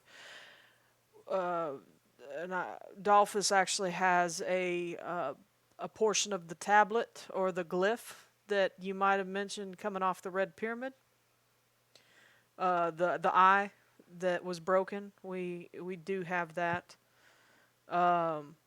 We met someone whose son, or was it the mother? I believe it was the son. I didn't meet them, but my wife did, and these gentlemen. Dalphus and Aaron met a woman whose son had witnessed, or she had witnessed the eating of the workers in the deserts of Egypt. Get down, bud. Sorry, saw wanted up. What else did we have that lined up? But she described the maniacal laughter and all of that. So they met Faraz Najir, but he didn't. I don't remember if he talked about a drum, but he probably did. He mentioned that he sold stuff, but not specifically not what. Specific stuff. And then what else did I have? We know that, or we have a manuscript from Dr. Huston, who you might be inclined or might be pleased to know he has been dispatched, at least as far as we know. As sure as we could be, he has been dispatched, as well as one of his lieutenants in Australia. Good. And we actually recovered the manuscript, and where he was at in Australia was one of the places that they're trying to use for this ritual. Yes. And hopefully we've shut that down for the time being. So we're actually here looking to shut down this location if we can. We would appreciate any help that you might be able to offer. I've made some friends. Before I found out you were here, I was planning to assault the island and kill Pinhew. We would At bare love to minimum, he join needs you. to die for what he did to Roger. But also, the cultists there are just one of many groups in Kenya and London and Cairo, down in Australia, India, Japan. Ooh, then you'd be happy to know that we shut down Well, what was in England. At least we killed the two high priests we there. did our they and I pull out some other news clippings and stuff that Jewel had saved. Yeah, they had. I keep forgetting Claudius wasn't there, but it was all over the Remind me, papers. didn't we kill Pinhew? Yep. No, No, we killed Gavigan, Gavigan, Okay. and who Gavigan ran the had a Pinhew letter. Foundation. Yeah, at Yeah. the Pinhew Foundation, and he was Gavigan writing a Hudson. letter to Pinhew, but we did not know where that letter was headed. But but yeah, they dealt with at least the Cult of the Bloody Tongue and some of the Brotherhood of the Black Pharaoh in London, and then they They actually may have different names, but they're all the same, and yes, they're all quite dangerous. yes, Agreed. agreed. So I just want to. You said that Patty looks sick. Yeah. Did she look pregnant? We found out that she's pregnant and carrying the child of a god. That was in No. Huston's manuscript. I don't know That if would you're make sense for why she was thrown up, but that was years ago. 6 years ago. What do you How know long about does it take to bring a god into this world? Well, I guess more than 9 months. I hate to ask this, because obviously you probably know, and you just said that they all go by different names, but they're all the same. But could they be working some sort of weird manifestation of this bloated woman? It's my understanding that there is one singular, for a better word, god that they worship, and that just manifests in different ways. Okay, that's Patty's fine. not the- I just I just can't get the side of a 6 years pregnant woman as being anything but looking bloated.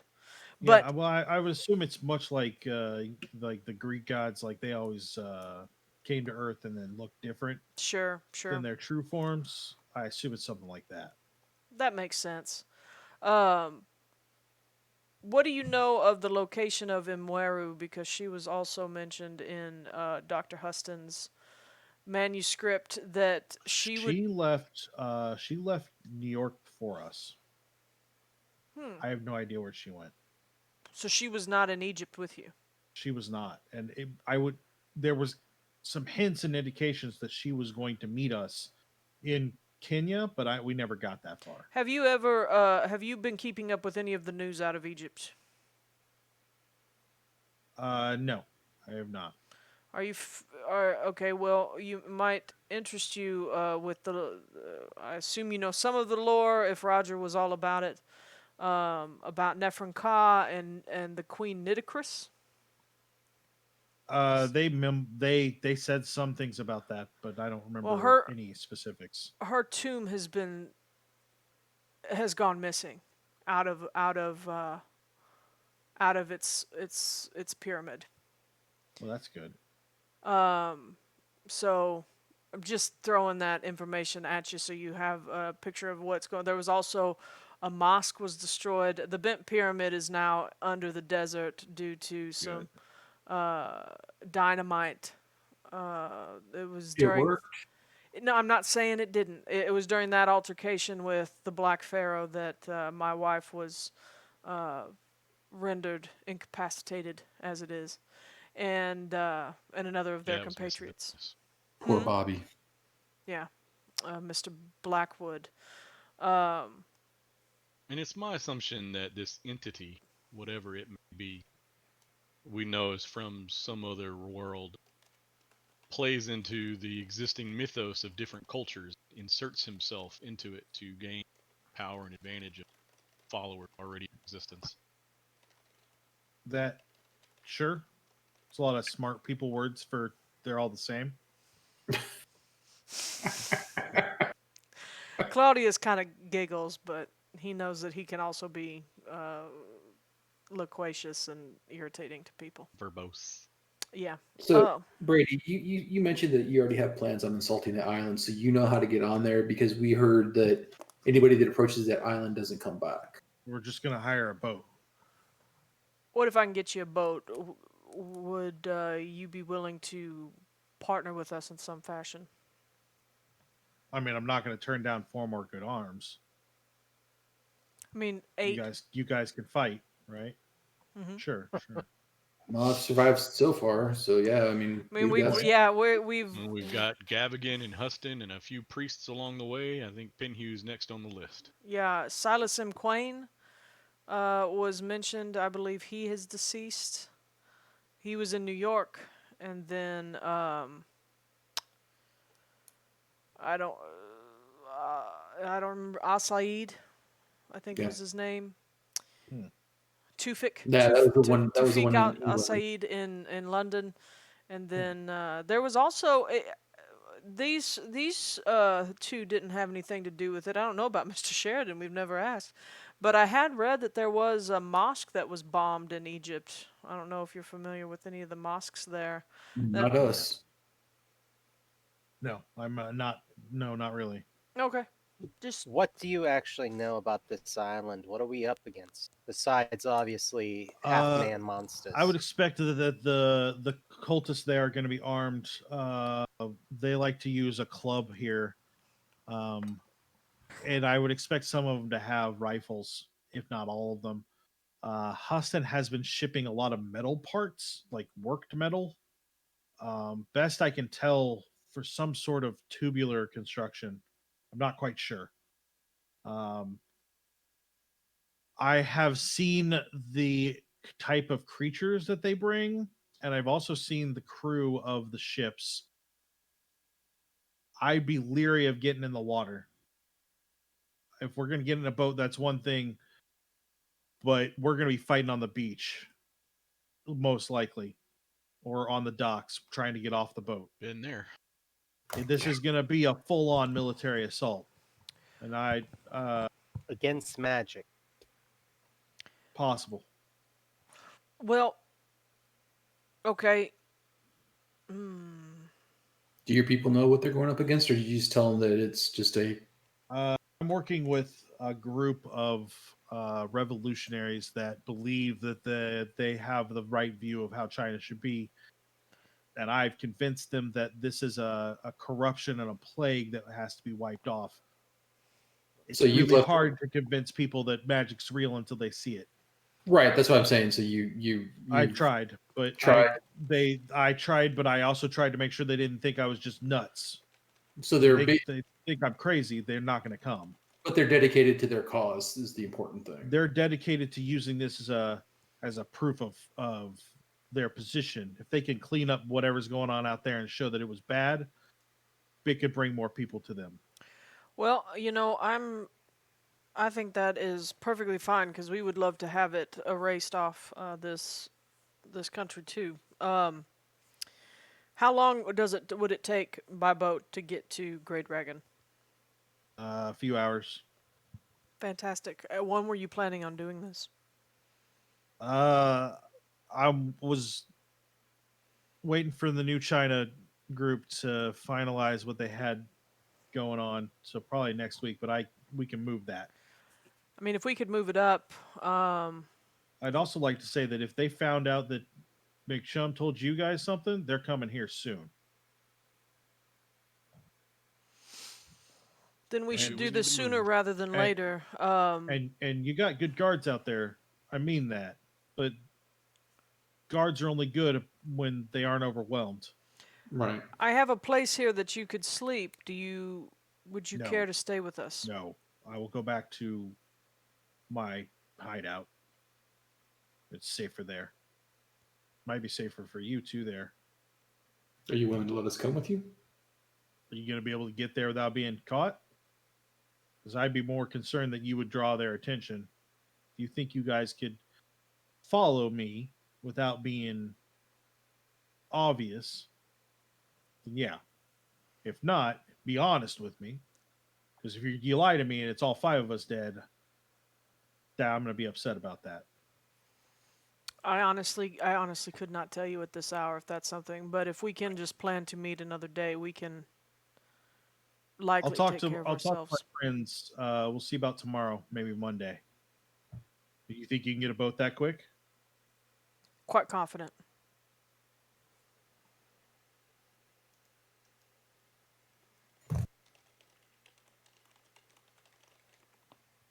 Did we lose you, Matt?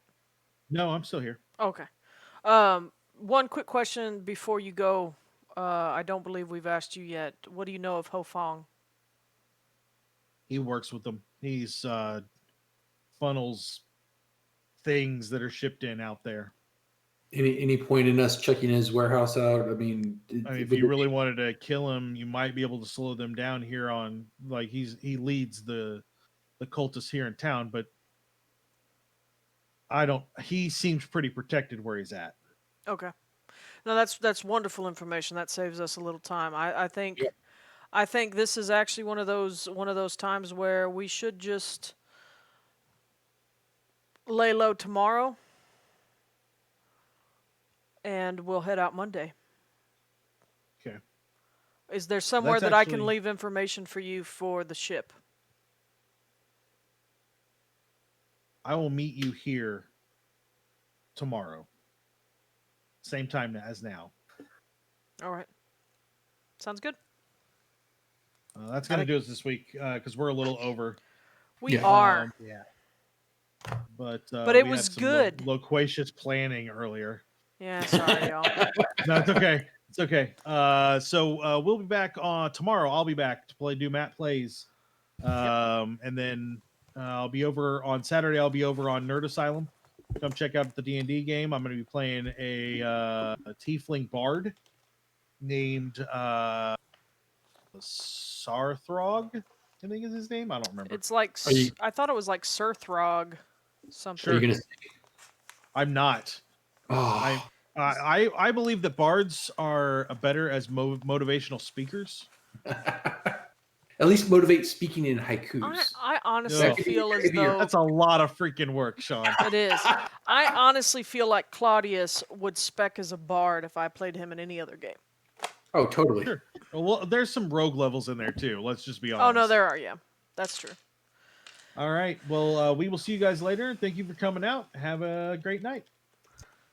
Night, everyone. See y'all. Thank you so much for the follows and gifted subs. We really appreciate it, Greg. And just another guy named Harry. So y'all have a wonderful evening. We'll see ya next tomorrow. Yeah.